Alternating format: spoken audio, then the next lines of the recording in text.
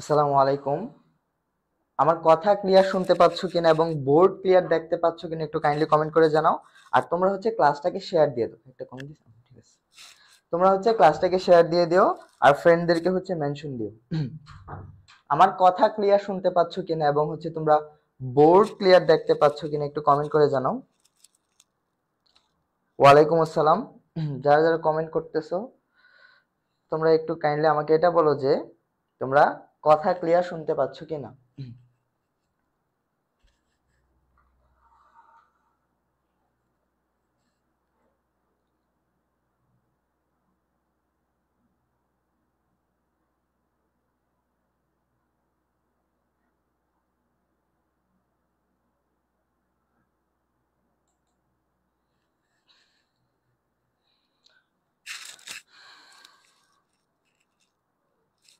3 minute আছে, আমি একটু ওয়েট করি, তোমরা হচ্ছে সবাই জয়েন হও, তারপর হচ্ছে আমি ক্লাসটা শুরু করে দিই।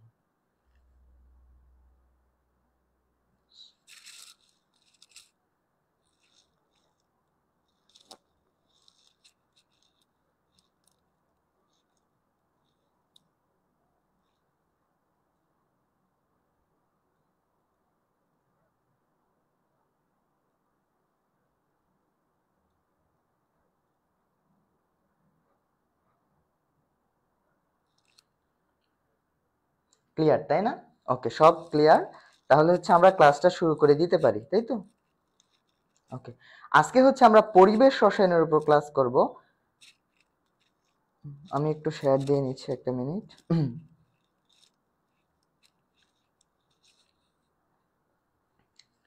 আচ্ছা, আজকে হচ্ছে আমরা পরিবেশ রসায়নের উপর ক্লাস করব। যেই টপিকগুলো থেকে হচ্ছে তোমাদের এইচএসসি তে কোশ্চেন হয় ওই টপিকগুলো মানে কভার করার ট্রাই করব। সাথে সাথে যে টপিকগুলো হচ্ছে আসতে পারে ওইগুলো দেখাই দেব, তোমরা হচ্ছে বাসায় প্র্যাকটিস করবা। আর আমাদের ক্লাসটা হচ্ছে এমসিকিউ প্লাস সিকিউ বেসড। আমরা হচ্ছে এমসিকিউর মাধ্যমে এই টপিকগুলো থেকে কিরকম সিকিউ আসতে পারে ওগুলো দেখাই দিব, কেমন? ওকে, রেডি রেডি। ওকে, সবাই ঠিক আছে? ওয়ালাইকুম আসসালাম। যারা যারা হচ্ছে সালাম দিচ্ছে সকলের সালামের জবাব নিচ্ছে, ওয়ালাইকুম আসসালাম। তাহলে চলো আমরা ক্লাসটা শুরু করে দিই। তোমরা হচ্ছে যারা যারা শেয়ার দাও না এখনো, তোমরা একটু কাইন্ডলি শেয়ার দিয়ে ডান লিখো, হ্যাঁ? যে যারা যারা শেয়ার দিবা তাদেরকে কিন্তু আমরা কি বলা হয় ক্লাসের পিডিএফটা প্রোভাইড করব। ঠিক আছে, মোটামুটি কয়জন জয়েন হয়েছে?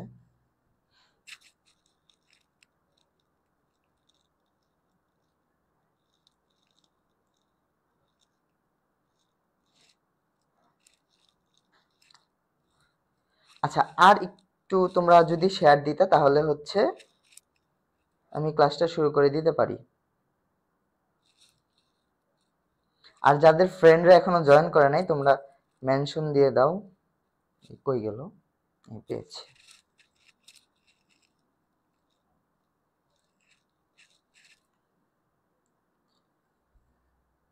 ঠিক আছে ঠিক আছে, চলো আমরা ক্লাসটা শুরু করে দিই, আর কালের ক্ষেপণ না করি।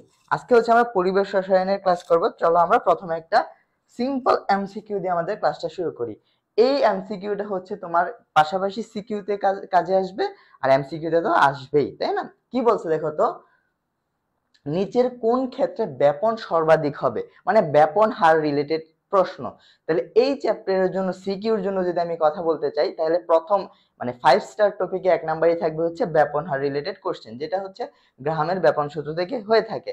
দুইটা গ্যাস দিবে, দুইটা পাত্রে বলবে যে কার ব্যাপন হার বেশি তুলনা করো, ওই যে আমাদের গ্রাহামের ব্যাপন সূত্র দিয়ে আমাদেরকে কি করতে হবে, তুলনা করতে হবে। তবে এই প্রশ্নটা যখন এমসিকিউতে আসবে তখন কিরকম আসতে পারে, একটা তো টিপিক্যাল আসতে পারে হচ্ছে আণবিক ভর দিয়ে আমরা বের করব, কিন্তু যদি ধরো এরকম দিয়ে দেয় যে টেম্পারেচারও পাশাপাশি থাকে, তোমার টেম্পারেচারও যদি পাশাপাশি থাকে, তখন আমরা কিভাবে কোশ্চেনটা আনসার করব।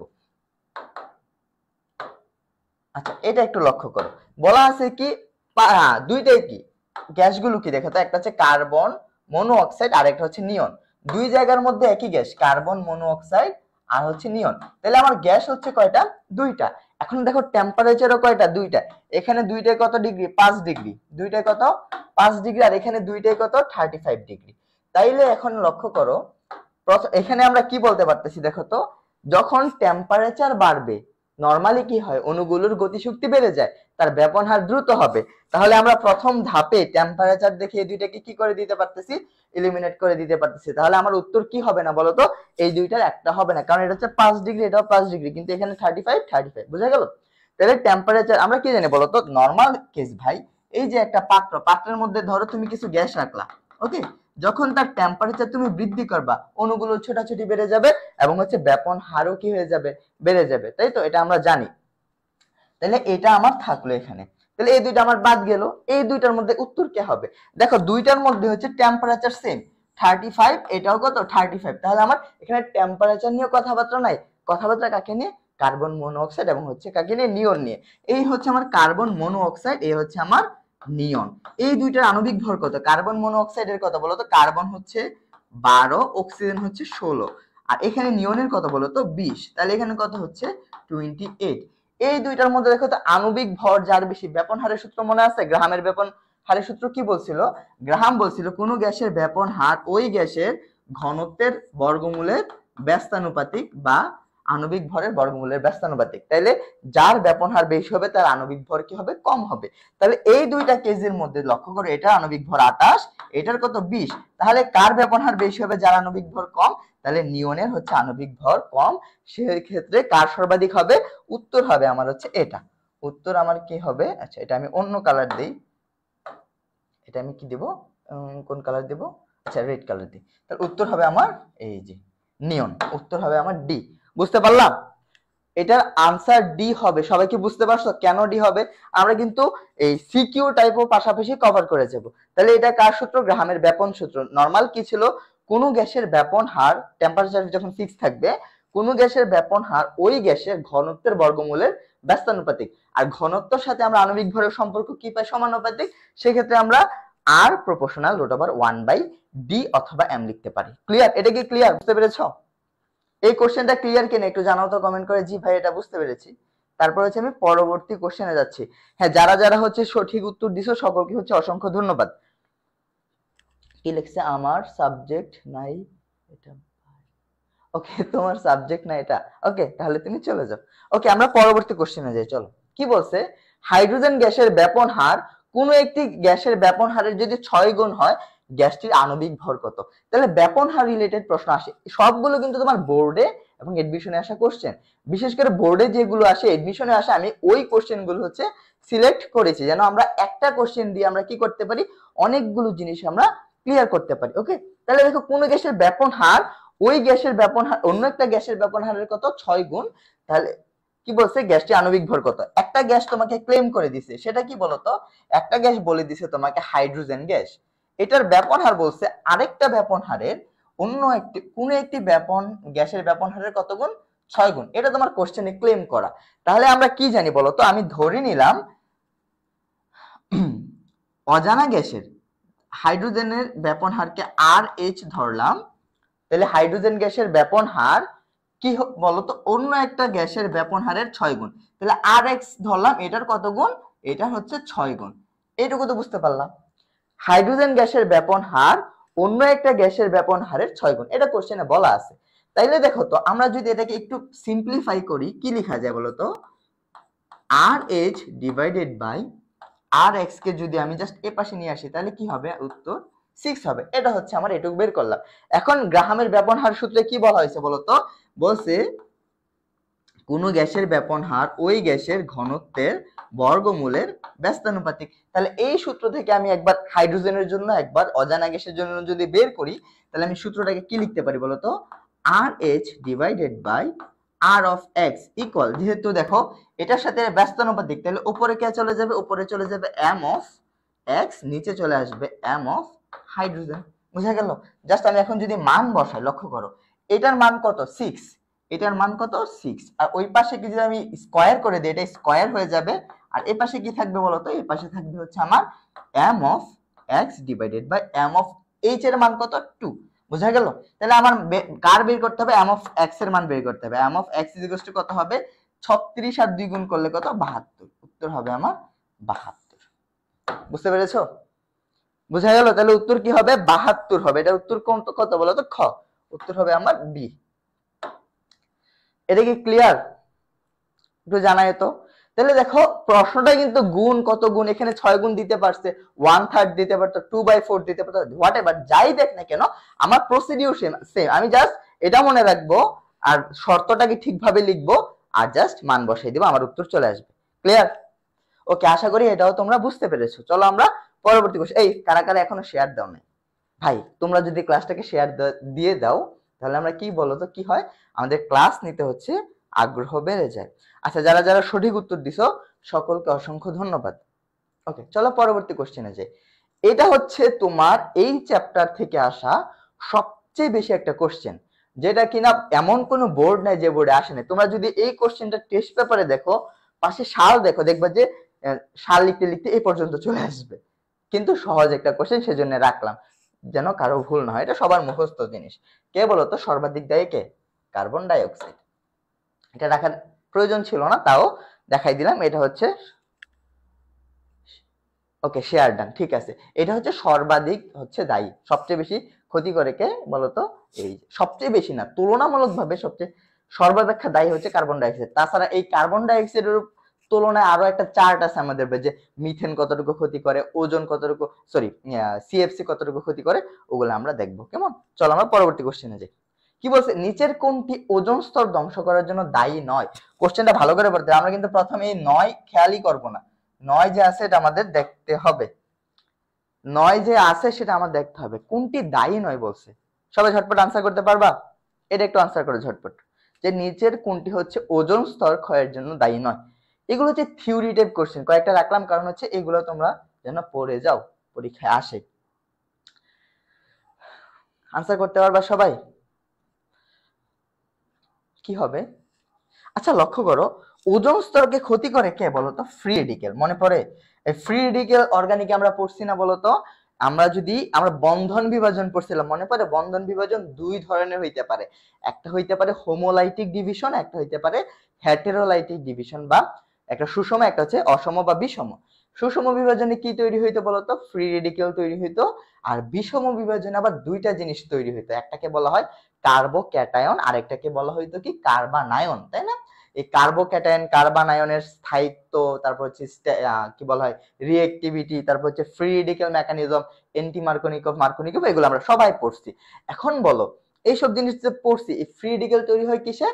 সুষম বিভাজনের মাধ্যমে বা হোমোলাইটিক ডিভিশনের মাধ্যমে। এটা মনে রাখবে, এমসিকিউতে আসে। তাহলে ওজোন স্তর ক্ষতি করবে কে? Free radical.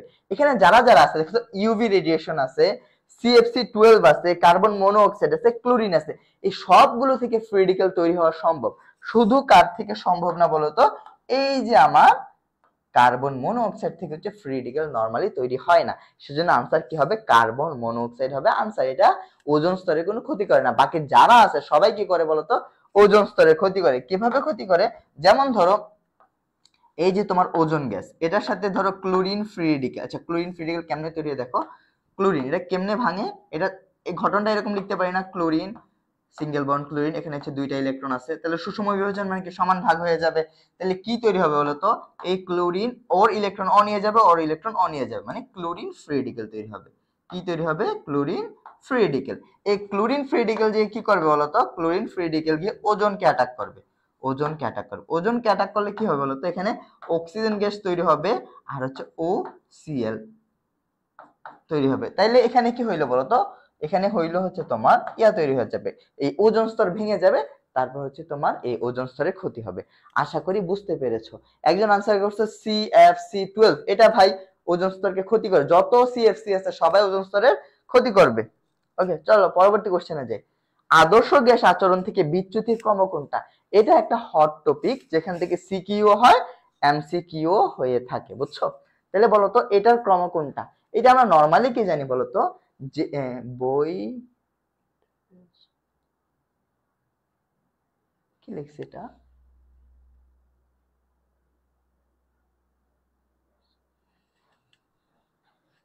আচ্ছা দেখো, আদর্শ গ্যাস থেকে বিচ্যুতি কার বেশি হবে? আমরা কি পড়ছি বলতো?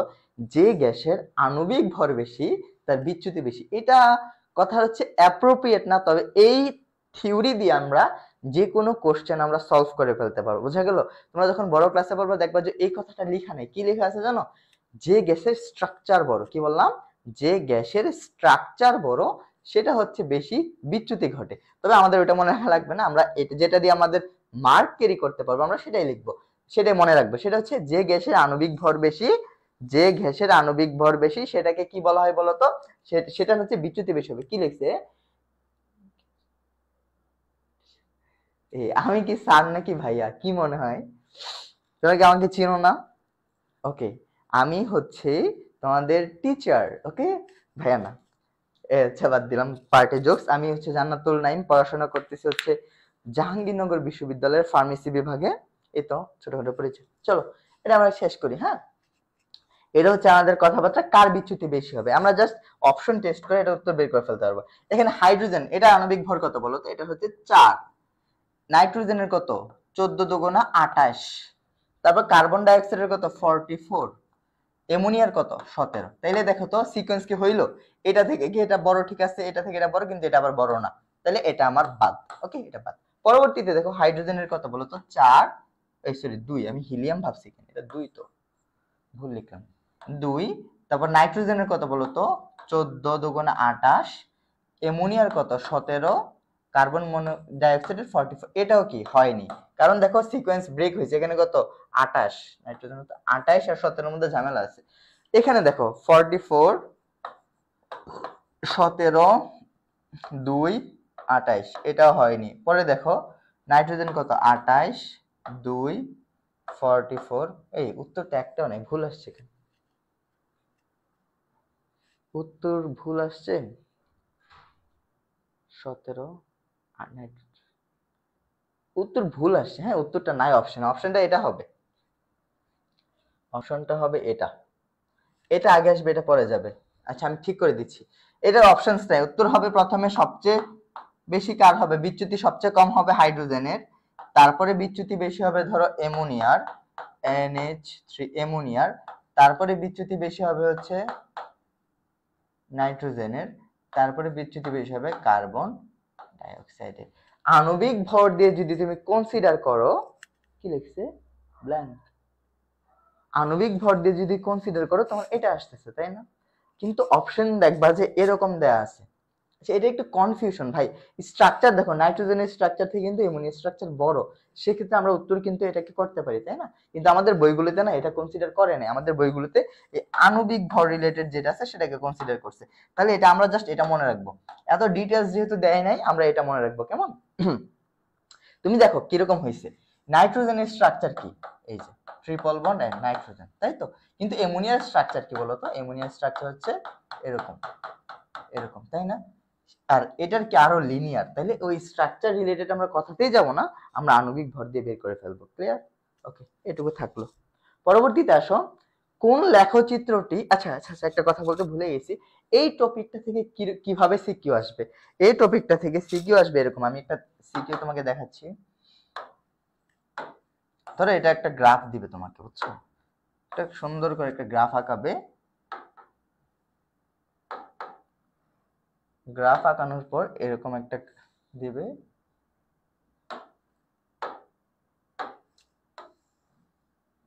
দিল, তারপর হচ্ছে এখান থেকে কিছুটা বিচ্যুতি দেখাবে, 2-3টা রেখা দিবে, এরকম দিবে। ওকে, দেওয়ার পর বলবে ধরো এটা এক্স, এটা ওয়াই, এটা জেড, আর এটা ধরো পি গ্যাস। বলবে যে পি গ্যাস থেকে এক্স ওয়াই জেড এর বিচ্যুতির কারণ ব্যাখ্যা করো। ওই যে আদর্শ গ্যাস থেকে বাস্তব গ্যাস বিচ্যুতি কেন হয়, ওই ভ্যান ডার ওয়ালস ইকুয়েশন দিয়ে ব্যাখ্যা দিতে হবে। আয়তন সংশোধন আর হচ্ছে চাপ সংশোধন, ওইরকম বোঝা গেল। এক্ষেত্রে আমি একটু বলে দিই, এক্ষেত্রে তোমরা এটা একটু মনে রাখবা যে আয়তন সংশোধন আমরা ভ্যান ডার ওয়ালস আদর্শ গ্যাস কি বলছি বলতো, পিভি ইকুয়াল পড়ছে হচ্ছে এন আর টি, এটা হচ্ছে আদর্শ গ্যাস ইকুয়েশন, তাই না? বয়েলস, চার্লস, অ্যাভোগাড্রো দিয়ে আমরা পারি। কি লিখছে জাহান, আচ্ছা এটা পারি। তারপর দেখো এই ক্ষেত্রে হচ্ছে কার জন্য এটা বলতো, আইডিয়াল গ্যাস বা আদর্শ গ্যাস, ক্লিয়ার? কিন্তু ভ্যান ডার ওয়ালস ইকুয়েশন কি বলছে, P plus N square A divided by V square V minus N B equal N R T, এটা হচ্ছে ভ্যান ডার ওয়ালস ইকুয়েশন। এখন এই দুইটার মধ্যে যদি লক্ষ্য করো, এই পি কে তো তুমি পাইলা, কিন্তু এক্সট্রা কি আছে, এই অংশটা আছে না, এই যে এক্সট্রা হচ্ছে এই অংশটা, এটা অন্য কালার দিই, এক্সট্রা হচ্ছে এই অংশটা, এখানে এই বি তো পাইলা, কি পাইলা বলো তো, এই যে এই বি তো পাইলা, কিন্তু এক্সট্রা কি আছে বলো তো, এই এন বিটা আছে এক্সট্রা। এই দুইটা এক্সট্রা জিনিস কই থেকে আসলো সেটা হচ্ছে ব্যাখ্যা করতে হবে। আমরা কি বলি, একটাকে বলি চাপ সংশোধন, এটাকে আমরা কি বলি বলতো, চাপ সংশোধন ফ্যাক্টর, চাপ সংশোধন ফ্যাক্টর, সেটা কি N square A by V square, এটা কই থেকে আসলো। আরেকটা হচ্ছে আমার আয়তন সংশোধন ফ্যাক্টর এন বি, এটা কই থেকে আসলো, এই দুইটা জিনিস ব্যাখ্যা করে দিতে হয়। জাস্ট আমি হচ্ছে তোমাকে থিমটা বলে দিচ্ছি, তোমরা বইটা পড়লে বুঝে যাবা। থিমটা হচ্ছে এরকম, ধরো আমরা কি জানি আদর্শ গ্যাসের বৈশিষ্ট্য আমরা যখন পড়ছিলাম, আদর্শ গ্যাসের ক্ষেত্রে কি পড়ছি, গ্যাসের আয়তন পাত্রের আয়তনের তুলনায় কি খুবই নগণ্য, মানে আমরা সেটাকে কি একদম টেন্স টু জিরো ধরতে পারি। কিন্তু বাস্তব গ্যাসের কি আছে, একটা আয়তন আছে। ধরো এই পাত্রে কিছু গ্যাস আছে, এই পাত্রের আয়তনকে ধরলাম আমি কি ভি ধরলাম, ওকে। কিন্তু পাত্রের সবগুলো গ্যাসকে যদি আমি একীভূত করি, সবগুলোকে ধরো আমি চাপায় এই কর্নারে নিয়ে আসলাম, সবগুলো গ্যাস কোথায় চলে আসলো, এই কর্নারে, তাহলে একটা আয়তন দখল করলো না বলো? যদি আদর্শ গ্যাস হইতো এই আয়তন কি সে দখল করতো না। তাহলে এই আয়তনটা হচ্ছে ধরলাম আমি ছোট বি, কি বি, বুঝা গেল, ছোট বি ধরলাম। এখন এখানে গ্যাস কয়টা আছে, এন সংখ্যক মলিকিউল আছে না, এখানে আমি কয়টা গ্যাসের অণু আছে আমি কি জানি না, অনেকগুলো থাকতে পারে, আমি এন ধরলাম, তাহলে এই আয়তনটা কি হবে, এন বি হবে। তাইলে দেখো আমি যদি শুধু পাত্রের আয়তনটা ধরতে চাই, পাত্রের আয়তন থেকে গ্যাসের আয়তন বাদ দিতে হবে না, সেই ক্ষেত্রে আমরা ভি থেকে কি করতে হয়, এই যে সরি আয়তন সংশোধন কিভাবে হয়, আয়তন সংশোধনটা হয় এভাবে, ভি মাইনাস এন বি, এটা বাদ দিতে হয়, বুঝতে পারলা? এই এন বিটা আমি টোটাল বি থেকে বাদ দিয়ে দিই। দ্যাটস ওয়াই এখানে কি থাকে বলতো, শুধু পাত্রের আয়তন থাকে, গ্যাসের কোনো আয়তন থাকে না। সেক্ষেত্রে কি এটা আমাদের কন্ডিশন ফুলফিল করে না বলতো? আদর্শ গ্যাস কি বলে, পাত্রের আয়তনের তুলনায় গ্যাসের আয়তন কি নগণ্য হইতে হবে। এখানে যদি আমি গ্যাসের আয়তন বাদ দিয়ে দিই পাত্রের আয়তন, তাহলে তো আমার কন্ডিশন ফুলফিল হয়ে গেছে। এটা হচ্ছে আমার আয়তন সংশোধন ফ্যাক্টরের ব্যাখ্যা, বোঝা গেল? তোমরা বই পড়লে এখন আশা করি বুঝে যাবা। আরেকটা হচ্ছে চাপ সংশোধন ফ্যাক্টর, সেটা কি দেখো, চাপ সংশোধন ফ্যাক্টরটা যদি বুঝাইতে চাই, সেটা ধরো এটা একটা পাত্র, ওকে।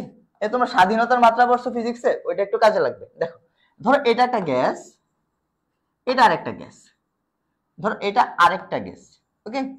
এখন লক্ষ্য করো গ্যাসের অণুগুলো ছোটাছুটি করে, চাপ কাকে বলে, একক ক্ষেত্রফলের উপর প্রযুক্ত বলকে চাপ বলে, তাই না? তাহলে এই গ্যাসটা ধরো এই দিকে একটা ধাক্কা দিবে, তাহলে এই পাত্রের একক ক্ষেত্রফলে একটা চাপ দিবে, বোঝা গেল?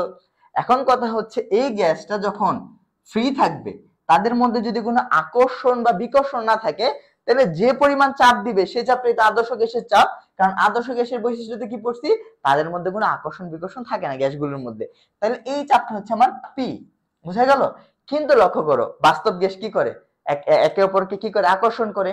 তাহলে এই গ্যাসটাকে ধরো, এই গ্যাসটা কি করবে, এদিকে টানবে, এই গ্যাসটাকে আবার এই গ্যাসটা কি এদিকে টানবে। আলটিমেটলি প্রথমে যখন আকর্ষণ করতো না, তখন যে চাপ দিতে পারতো, ধরো তুমি একটা দৌড় দিছো, তুমি যে জোরে দৌড় দিতে পারবা, তোমাকে যদি দুই হাতে দুইজন ধরে রাখে ওইভাবে দৌড় দিতে পারবা না। সেক্ষেত্রে এখানে চাপটা কি হয়ে যায়, কিছুটা কমে যায়, সেই চাপটাকে যোগ করে দিতে হয়, P plus n square a by b square. এই অংশটা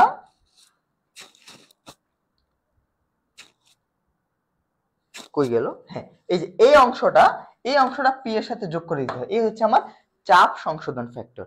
এইটুকু যদি তোমরা বুঝো, বই পড়লে আশা করি ক্লিয়ার। সেই ক্ষেত্রে আমাদের সূত্রটা দাঁড়ায় এরকম, PV ইকুয়াল nRT এর পরিবর্তে কি আসে, p এর সাথে, এই p এর সাথে কি যোগ করতে হয়? একটা চাপ সংশোধন ফ্যাক্টর যোগ করতে হয়। কি সেটা? n square a by b square, এটা যোগ করতে হয়। তারপরে v, এই v লিখলাম, b থেকে কি বাদ দিতে হয়? গ্যাসের আয়তন বাদ দিতে হয়। গ্যাসের আয়তন কি? nb equal nRT। এটা হচ্ছে বিজ্ঞানী ভ্যান ডার ওয়ালস ব্যাখ্যা করছেন আর কি। বুঝতে পারলাম? এইটুকু ক্লিয়ার? এটা কিন্তু সিকিউর জন্য বলে দিলাম, কেমন? আশা করি এখন ব্যাখ্যাটা লিখতে পারা যাবে?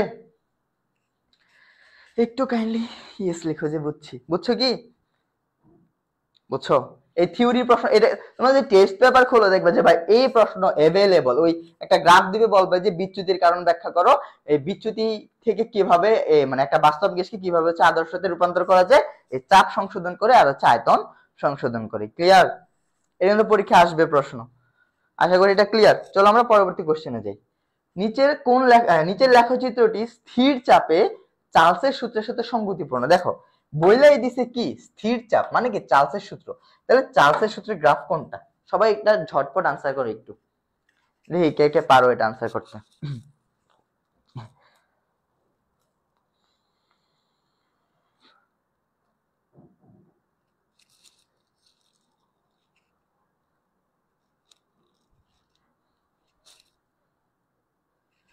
কি লিখছে?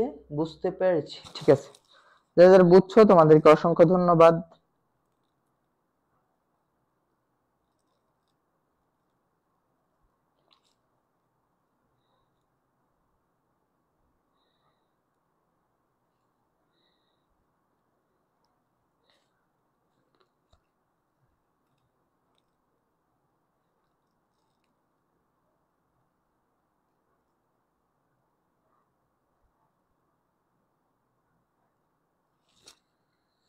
আচ্ছা, এটার আনসারটা করো। হ্যাঁ, এই কোশ্চেনের আনসারটা করো। আনসার কি হবে?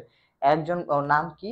রাজ শাহাদীপ। আচ্ছা, সে বলছে এ, তাই তো? আচ্ছা, এক্ষেত্রে একটা জিনিস লক্ষ্য রাখতে হবে তোমাদেরকে। আমরা চার্লসের সূত্রে ফিক্স কে থাকে বলো তো? পি হচ্ছে আমার স্থির, তাই না? চার্লসের সূত্রে আমার ফিক্স হচ্ছে পি। পি যদি স্থির থাকে, কোনো গ্যাসের আয়তন ওই গ্যাসের তাপমাত্রার উপর কি সমানুপাতিক সম্পর্ক প্রভাব ফেলে, তাই তো? এই হচ্ছে আমার জিনিস, কথাবার্তা। এটাকে যদি, আচ্ছা এটাকে আমি একটু সিম্পলিফাই যদি করি, ভি প্রপোর্শনাল টি ছিল, তাই তো? ভি সমান সমান কি লিখতে পারি? কে টি লিখতে পারি না বলো তো? তাহলে লক্ষ্য করো, এটাকে যদি তুমি ওয়াই ধরো, এটাকে যদি এম ধরো, এটাকে যদি এক্স ধরো, Y equal to M X, তাহলে কি মূল বিন্দুগামী সরলরেখা না? মূল বিন্দুগামী সরলরেখা, মূল বিন্দুগামী সরলরেখা। তাহলে এটা হচ্ছে আমার মূল বিন্দুগামী সরলরেখা। এটা হচ্ছে ভি ভার্সেস টি এর গ্রাফের ক্ষেত্রে মনে রাখতে হবে, ভি ভার্সেস টি এর গ্রাফের ক্ষেত্রে। এটা দেখো ভি ভার্সেস টি, বোঝা গেল? যদি ভার্সেস চেঞ্জ করে দেয় তাহলে কিন্তু গ্রাফ চেঞ্জ হয়ে যাবে। ক্লিয়ার? এখন এই আরেকজন কি লিখছে, ওই খ লিখছে কে রে বেটা? ওর নাম কি? চোখেই দেখে না। আরাফা। আরাফা খ কেন বলছো ভাইয়া? আচ্ছা, ওর খ বলারও কারণ আছে, সেটা বলতেছি। দেখো গ্রাফটা তোমাদের অপশনে এরকম থাকতে পারে, যখন এই টিটা কিসে থাকবে? কেলভিনে থাকবে, অবশ্যই কেলভিনে। যেহেতু এখানে কেলভিন বলা আছে, দ্যাটস ওয়াই আমার এটা উত্তর হইছে। যদি এখানে কেলভিন না দিয়ে সেলসিয়াস দিত তখন কিন্তু গ্রাফটা এরকম হয়ে যেত। আমি কিন্তু ভুলটা কোথায় হবে দেখাই দিচ্ছি। ভি টি সেলসিয়াস হয় তখন গ্রাফটা হবে এরকম, কিছু দূর ডট ডট ডট ডট হবে, তারপরে হচ্ছে গ্রাফটা আসবে মূল বিন্দুগামী হবে, কিন্তু ডট ডট থাকবে। কারণ হচ্ছে যদি সেলসিয়াসে হয়, এটা কত? 200, কি বললাম, কেলভিনে থাকলে কত থেকে শুরু হবে? 273 কেলভিন থেকে শুরু হবে, তাই না? পরম শূন্য তাপমাত্রা কত বলো? 273 কেলভিন নাকি -273 ডিগ্রি সেন্টিগ্রেড আর 0 কেলভিন। যদি কেলভিনে থাকে তাহলে 0 থেকে শুরু হবে, এটা কত? 0.0. চার্লসের সূত্র কখন প্রযোজ্য? 0 কেলভিন যদি হয় তখন মূল বিন্দু থেকে যাবে, কিন্তু ডিগ্রি সেলসিয়াস দিলে তো আর 0 কেলভিন এটা হয় না, 0 ডিগ্রি হয় না। কারণ 0 ডিগ্রি কোথায় বলো তো? 0 ডিগ্রি হইলে কি হবে? হবে না, -273 ডিগ্রি হইতে হবে। সেজন্য ডট ডট দেওয়ার মানে কি, এটা কই থেকে আসছে? -273 থেকে আসছে। বুঝতে পারলেন? যদি ডিগ্রি সেন্টিগ্রেড থাকে ডট ডট থাকতে হবে, আর যদি কেলভিন থাকে মূল বিন্দু থেকে যাবে। এটা কিন্তু মাথায় রাখতে হবে। আমি আবার বলি, যদি যদি গ্রাফের মধ্যে টেম্পারেচার ডিগ্রি সেন্টিগ্রেডে থাকে, তখন চার্লসের সূত্রের জন্য এই গ্রাফটা কই থেকে যাবে, প্রথমে 2-3টা ডট ডট ডট ডট যাবে, বুঝাচ্ছে 273 ডিগ্রি সেন্টি, -273 থেকে আসতেছে। তাহলে এই পয়েন্টটা কত বলো তো? এই পয়েন্টটা তখন -273 ডিগ্রি সেন্টিগ্রেড অথবা 0 কেলভিন। ক্লিয়ার? আর যদি সরাসরি কেলভিন দেয় তাহলে এটা কি বোঝাচ্ছে? 0 কেলভিন। আশা করি এটুকু বুঝছো। চলো আমরা পরবর্তীতে যাই। 300 কেলভিন তাপমাত্রায় বাতাসে নাইট্রোজেন অণুর গতি কত? বা গতি কত বের করো। আরএমএস ব্যাক পড়ছো না তোমরা?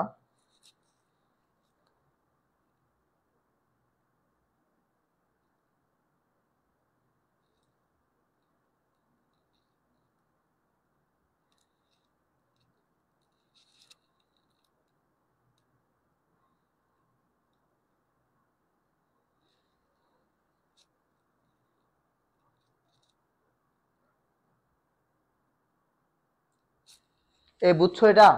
জানাও তো। আচ্ছা এই ম্যাথে আসি। এখানে টেম্পারেচার কি বলা আছে বলো তো? এখানে তোমার টেম্পারেচার দিয়ে দিয়েছে হচ্ছে তোমাকে, টেম্পারেচার দিয়ে দিয়েছে হচ্ছে তোমাকে 300 কেলভিন।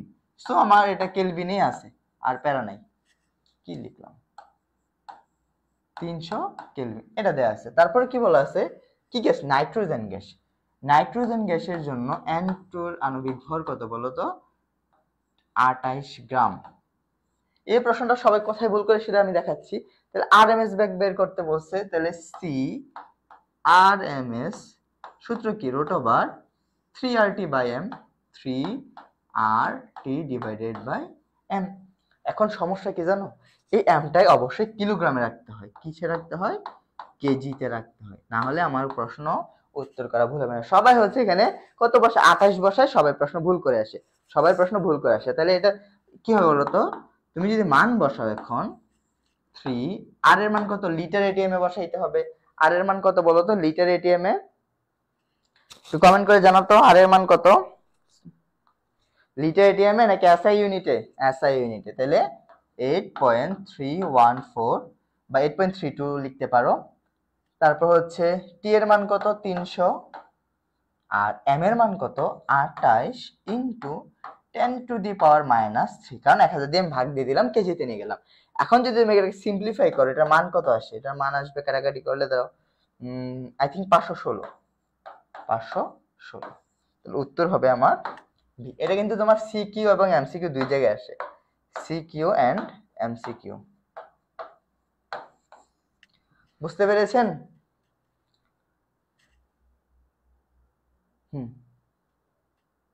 একজন কি লিখছে? 8.314। ওকে, এই মানগুলো কিন্তু আর এর যে 3টা 4টা 5টা মান আছে তোমাদের বই, আর এর 5টা মান আছে না? একটা হচ্ছে লিটার এটিএম, একটা হচ্ছে সিজিএস, একটা হচ্ছে আরেকটা কি ছিল এসআই ইউনিটে, আর একটা হচ্ছে ক্যালোরি এককে, আর একটা হচ্ছে ইঞ্জিনিয়ারিং এককে। তোমাকে এই 5টা আর এর মান মনে রাখতে হবে। সরাসরি এমসিকিউ তে এই আর এর মান দিয়ে কোশ্চেন হয়। কেমন? চলো আমরা পরবর্তীতে যাই। 13 ডিগ্রি সেন্টিগ্রেড তাপমাত্রায় নির্দিষ্ট ভরের একটি আদর্শ গ্যাসের আয়তন যদি স্থির চাপে দ্বিগুণ করা হয়, এই অবস্থায় গ্যাসটির তাপমাত্রা কত? ভাই প্রশ্নটা এত মানে পেঁচাইয়া বলছে, পোলাপান হচ্ছে ঘাবড়ায় যায়। বুঝা গেল? তুমি জাস্ট ডেটা লিখবা, কি কি দেয়া আছে সেটা লিখে ফেলো। এগুলো একদম সিম্পল। দেখো কি কি দেয়া আছে সেটা আমি লিখি। ওকে, এই কালারটা কি দেখা যাচ্ছে ক্লিয়ার? দেখা তো যাচ্ছে, অন্য কালার দিয়ে লিখি। দেখো কি কি দেয়া আছে। টেম্পারেচার T1 দেয়া আছে কত? 13 ডিগ্রি সেন্টিগ্রেড। এটাকে আমরা কিসে নিয়ে যাব? কেলভিনে। 13 প্লাস 273, এটা প্রথম কাজ, এটাকে নিয়ে গেলাম। তারপর দেখো নির্দিষ্ট ভরের একটি আদর্শ গ্যাসের আয়তন স্থির চাপে দ্বিগুণ। আয়তন কি স্থির চাপে দ্বিগুণ করা হয়েছে, তাই তো? তাহলে আয়তন V1 কত বলতো? V। আর V2 কত হবে বলতো? দ্বিগুণ করা হয়েছে, মানে 2x V হয়ে যাবে। ক্লিয়ার? পরে দেখো স্থির চাপে দ্বিগুণ করা হলো, গেল এটা। এই অবস্থায় গ্যাসটির তাপমাত্রা কত হবে? গ্যাসটির তাপমাত্রা কত হবে? তোমাকে T2 এর মান বের করতে বলছে। T2 = what? এখন ভাই তুমি কোন সূত্র অ্যাপ্লাই করবা? এখানে দেখো তোমাকে বলে দিছি স্থির চাপ। চাপ যখন স্থির তখন কার সূত্র? চার্লসের সূত্র না বলো তো? দশমিকের পর কত সংখ্যা পর্যন্ত নিলে ভালো হয়? মিনিমাম দুইটা নিবা, হ্যাঁ, দশমিকের পর দুইটা নিলে হবে। ওই দশমিকের পরের মান এদিক সেদিক তোমাকে উত্তরে কোনো ঝামেলা সৃষ্টি করবে না। ওকে, তাহলে স্থির চাপ মানে কি? চার্লসের সূত্র। চার্লসের সূত্র কি পড়ছো বলো তো? ভি, চার্লসের সূত্র পড়ছো তোমরা, ভি প্রপোর্শনাল টি পড়ছো। দেখো এটা যদি ম্যাথ না করি এমসিকিউ তে আসলে কিভাবে অ্যাপ্রোচ করবা, সিকিউ তে আসলে কিভাবে করবা সেটাই দেখা যাবে। প্রথমে সিকিউ, তাহলে আমি এখান থেকে সূত্র কি পাই বলো তো? সূত্র পাই v1 divided by t1 is equals to v2 divided by t2।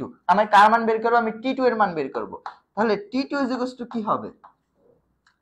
v2 into t1 divided by v1। এখন মান বসাই, দেখো তো v2 এর মান কত? 2v। t1 এর মান কত বলো তো? 13 প্লাস 273। ওকে, আর v1 এর মান কত? v। তা ab কাটা, তাহলে কি হচ্ছে বলো তো? 2 ইনটু 13 প্লাস 273। এটা যদি ক্যালকুলেশন করো কত আসে? ক্যালকুলেশন করলে কত আসবে বলো তো? কি লিখছে? প্রায় 4 ঘর, কেমিস্ট্রি 2-3, ফিজিক্সে 4 ঘর, কেমিস্ট্রিতে 2-3। হ্যাঁ, নিতে পারো, প্যারা নাই। একজন লিখছে 29 ডিগ্রি 200, হ্যাঁ আচ্ছা আনসার লিখছে তাই তো। আচ্ছা, এটা ক্যালকুলেশন করলে কত আসে? এটা ক্যালকুলেশন করলে যত আসবে, ধরো একটা বক্স আসবে, এটা থেকে কি করতে হবে? তোমাকে কি বলছে বলো তো? তাপমাত্রা কত হবে সেটাকে 273 বিয়োগ দিতে হবে, কারণ এখানে সবগুলো যেহেতু সেলসিয়াসে দেওয়া, তাহলে এই বক্স থেকে কি দিতে হবে? এটা আসবে কেলভিনে, তারপর বক্স থেকে 273 যদি বিয়োগ দাও তাহলে সেটা ডিগ্রি সেন্টিগ্রেডে চলে আসবে। এই হচ্ছে তোমার সিকিউর প্রসিডিউর। এটা কিসের প্রসিডিউর? সিকিউর। যদি এমসিকিউ আসতো তুমি সরাসরি লিখতা ভি প্রপোর্শনাল টি, ভি যদি 2 গুণ বাড়া টি কত হবে? 2 গুণ বাড়বে। তাহলে টি এর মান কত? 13 প্লাস 273। এই যে যত আসবে এখান থেকে 273 বিয়োগ দিয়ে দিবা, বুঝা গেল? যদি এমসিকিউ তে আসলে কি করবা? শুধু থিওরি লিখবা, হ্যাঁ, শুধু থিওরি লিখবা। কেমন আছেন ভাইয়া? এই তো আলহামদুলিল্লাহ ভাই। দেখো তাহলে উত্তর কি হবে? 299 ডিগ্রি সেন্টিগ্রেড। ক্লিয়ার? এর হচ্ছে সিকিউর প্রসিডিউর। এমসিকিউ তে কি করবা? যেহেতু আয়তন দ্বিগুণ করা হয়েছে, টেম্পারেচার দ্বিগুণ করবে, যেহেতু সমানুপাতিক সম্পর্ক।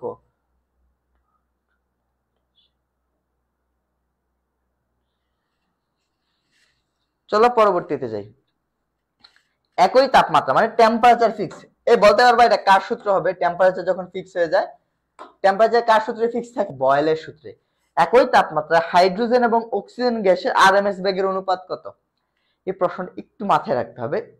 প্রশ্নে কিন্তু বলে দিছে হাইড্রোজেন এবং অক্সিজেনের অনুপাত বের করতে বলছে। কার কার অনুপাত বলতো? হাইড্রোজেন এবং অক্সিজেন। তাহলে অনুপাত মানে কি? যারটা আগে বলবে সে উপরে থাকবে। তাহলে R of hydrogen, R of oxygen, এটা বের করতে বলছে। ওকে, তাপমাত্রা সেম। তাহলে আরএমএস বেগের সূত্র কি বলতো? আমি যদি প্রথমে এরকম লিখি, সিকিউ তে আসলে কিরকম করবা জানো? প্রথমে লিখবা আরএমএস, সিআরএমএস অফ হাইড্রোজেন। এটার জন্য কি হবে বলতো? Root over 3 RT divided by M. এটাকে যদি 1, আচ্ছা তাহলে এইটা কি হবে? হাইড্রোজেন গ্যাসের এম হবে, বুঝা গেল? যেহেতু টেম্পারেচার, এটা একটা জিনিস। আর আরেকটা কি হবে? C R M S of oxygen কি হবে বলতো? Root over 3RT divided by M of oxygen. দেখো তো এখানে কে কমন? এই যে এই 3RT কর্তন চলে যাবে, শুধু এটা থাকবে। তো সেক্ষেত্রে আমরা কি লিখতে পারি? সিআরএমএস আর, আচ্ছা আমি একটু সুন্দর করে লিখে দিচ্ছি, হ্যাঁ, তোমাদের এখানে কি হবে বলতো? CRMS of hydrogen divided by CRMS of oxygen. শুধু এই এম থাকবে, যেহেতু ব্যস্তানুপাতিক এম আছে, তাহলে কি হয়ে যাবে? এখানে রুট ওভার উপরে চলে যাবে কার এম বলতো? এম অফ অক্সিজেন, আর নিচে চলে আসবে এম অফ হাইড্রোজেন। এই তো এখন জাস্ট বের করবা অক্সিজেনের কত বলতো? 32, হাইড্রোজেনের কত? 2, রুট কাটাকাটি করো 16, রুট 16 এর মান কত? 4, 4 গুণ। উত্তর কি হবে? 4 গুণ। কই গেল? এই যে উত্তর 4 গুণ। বুঝতে পারলেন? বুঝছেন কি? যারা যারা সঠিক উত্তর দিতে পারছেন তাদেরকে অসংখ্য ধন্যবাদ। বুঝছেন এটা? আশা করি ক্লিয়ার। সিকিউতে আসলে একই জিনিস, জাস্ট আপনারা হচ্ছে একটু ব্যাখ্যা লিখবেন যে মনে করি বা দেয়া আছে এই আর এর মানে তো টি এর মানে তো এই ভংশগুলো লিখবেন। ওকে, চলেন পরবর্তী যাই। কার্বন, নাইট্রোজেন ও অক্সিজেনের পারমাণবিক ওজন বা ভর দেয়া আছে, নিচের কোন গ্যাস যৌগগুলোর মধ্যে ব্যাপন হার সমান? সমান বলছে, ব্যাপন হার কি বলছে? সমান বের করতে বলছে। এখন বলেন উত্তর কি হবে? ব্যাপন হার কার সমান হবে? বের করেন না, কার আণবিক ভর সমান? এখানে কত? কার্বন ডাই অক্সাইডের কত? 44। তারপর নাইট্রোজেন ডাই অক্সাইডের কত? নাইট্রোজেন হচ্ছে 14, অক্সিজেন হচ্ছে 32, মানে 14 প্লাস 32 মিলে কি 4 2 6 হয়ে যাচ্ছে, 3 4 46 হয়ে যাচ্ছে। এটা কত হবে? 46, তাই না? 14 আর হ্যাঁ এটা হচ্ছে, তাহলে এটা আমার উত্তর কি? না না। পরবর্তীতে দেখেন, এটা দেখেন 44, নাইট্রোজেন হচ্ছে 28 আর কত 16, 28 16 কত হচ্ছে 4, হ্যাঁ মিলে গেছে। তাহলে এটাও কত? 44। তাহলে এটা হচ্ছে ব্যাপন হার সমান, আণবিক ভর সমান হলে ব্যাপন হার কি হয়ে যাবে? সমান হয়ে যাবে। বুঝতে পেরেছেন? এগুলো সব ইজি। 9 এর আচ্ছা 9 তো না, এটা 10। 10 এর কি হবে? উত্তর হবে খ। আশা করি বুঝতে পেরেছেন। কোনটি অনুযায়ী অম্ল ক্ষার, আচ্ছা কোনটি অনুবন্ধী হবে? হ্যাঁ অনুবন্ধী হবে, এটা কাটা যাবে, এটা অনুবন্ধী হবে। অনুবন্ধী, অনুবন্ধী অম্ল বা ক্ষার যৌগ। হ্যাঁ, অনুবন্ধী অম্ল ক্ষার পড়ছি না আমরা ব্রনস্টেড লাউরির মতবাদে? দেখো আমি আবার বলি, ব্রনস্টেড লাউরি কি বলছিল বলতো? ব্রনস্টেড লাউরি বলছিল যারা প্রোটন দিতে পারে বা ত্যাগ করে তারা কি বলতো? তারা হচ্ছে তোমার অ্যাসিড। অ্যাসিড। আর যারা প্রোটন গ্রহণ করে, কি বললাম? যারা প্রোটন গ্রহণ করে তারা হচ্ছে ক্ষার। তারা হচ্ছে আমার ক্ষার। বোঝা গেল? এখন দেখো সালফিউরিক অ্যাসিড H2SO4, একটা প্রোটন যদি কাউরে দেয়া দেয় কি থাকবে বলতো? HSO4 মাইনাস বাইসালফেট থাকবে, তাই না? তাই লক্ষ্য করো তো, এইটা অ্যাসিড, এটার কি? এটা হচ্ছে অনুবন্ধী অম্ল, এটা হচ্ছে অ্যাসিড যা প্রোটন দেয়, আর যেটা তৈরি হচ্ছে সেটা কি? অনুবন্ধী ক্ষার। অনুবন্ধী ক্ষার। উত্তর কি হবে বলতো? উত্তর হবে আমার এটা, এটা হবে আমার উত্তর। ক্লিয়ার? সালফিউরিক অ্যাসিড আর হচ্ছে বাইসালফেট। আশা করি বুঝতে পেরেছেন। চলেন পরবর্তীতে যাই। আচ্ছা আপনারা কিন্তু আর্হেনিয়াস, ব্রনস্টেড লাউরি থেকে হচ্ছে অনুবন্ধী অ্যাসিড আর লুইস মতবাদ ভালো করে পড়বেন। লুইস মতবাদ থেকে কিন্তু আপনাদের ইয়াতে ওই যে ইলেকট্রোফাইল, নিউক্লিওফাইল ওইখানে প্রশ্ন আসবে, মনে আছে? সকল সকল লুইস অ্যাসিড কি বলতো? ইলেকট্রোফাইল। আর সকল নিউক্লিওফাইল কারা বলতো? লুইস বেস গুলো। মনে আছে? ওগুলো কিন্তু আমাদের অর্গানিকেও কাজে লাগবে। চলেন, অ্যাভোগাড্রোর সূত্র কোনটি? এটা না পারলে দাঁত ফালাই দেওয়া লাগবে, একদম দাঁত ফালাই দেওয়া লাগবে। চলো আমরা একটু দেখি। হ্যাঁ দেখি। এই দাঁত ফালাবো না, আপনারা তো কুরবানির মাংস খাবেন না, দাঁত ফালাইলে হবে না। আচ্ছা, যখন temperature fix, V proportional 1/p, এটা হচ্ছে আমার বয়েলের সূত্র। কার সূত্র? বয়েলের সূত্র। যখন আমার চাপ ফিক্স, পি ফিক্স, তখন কি বলেন তো? ভি প্রপোর্শনাল টি, এটা হচ্ছে আমার চার্লসের সূত্র। তারপর গেলিউসাকের সূত্রে হচ্ছে আয়তন ফিক্স থাকে। আর যখন টেম্পারেচার এন্ড প্রেসার ফিক্স, এই দুইটাই যখন ফিক্স থাকবে তখন ভি প্রপোর্শনাল এন, এটা হচ্ছে আমার অ্যাভোগাড্রোর সূত্র। এটা হচ্ছে আমার অ্যাভোগাড্রোর সূত্র। বুঝতে পেরেছেন? আর তিনটা সূত্র মিলে কি হয়? আমার আদর্শ গ্যাস ইকুয়েশন হয়ে থাকে। আশা করি এটা বোঝা গেল। একটু কাইন্ডলি কমেন্ট করে জানাইন তো।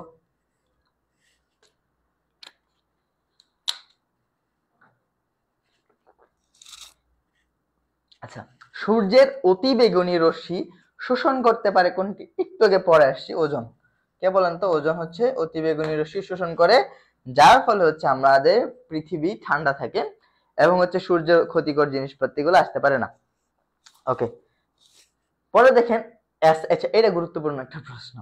এটা কি বলেন তো? এসএটিপি বলছে। এসটিপিটা কিন্তু এসএটিপিতে মোলার আয়তন কত? গ্যাসের মোলার আয়তন কত?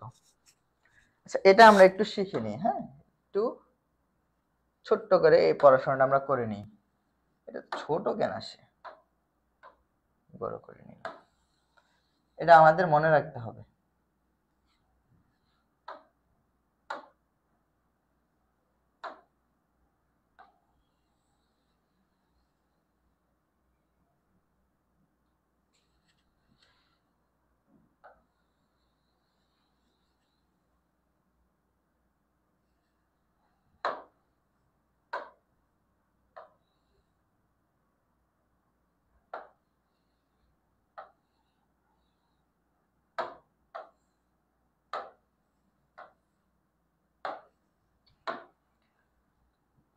এটা হচ্ছে আমার এসটিপি, এটা হচ্ছে এসএটিপি। দুইটার ফুল ফর্মও এব্রিভিয়েশনও জানবেন।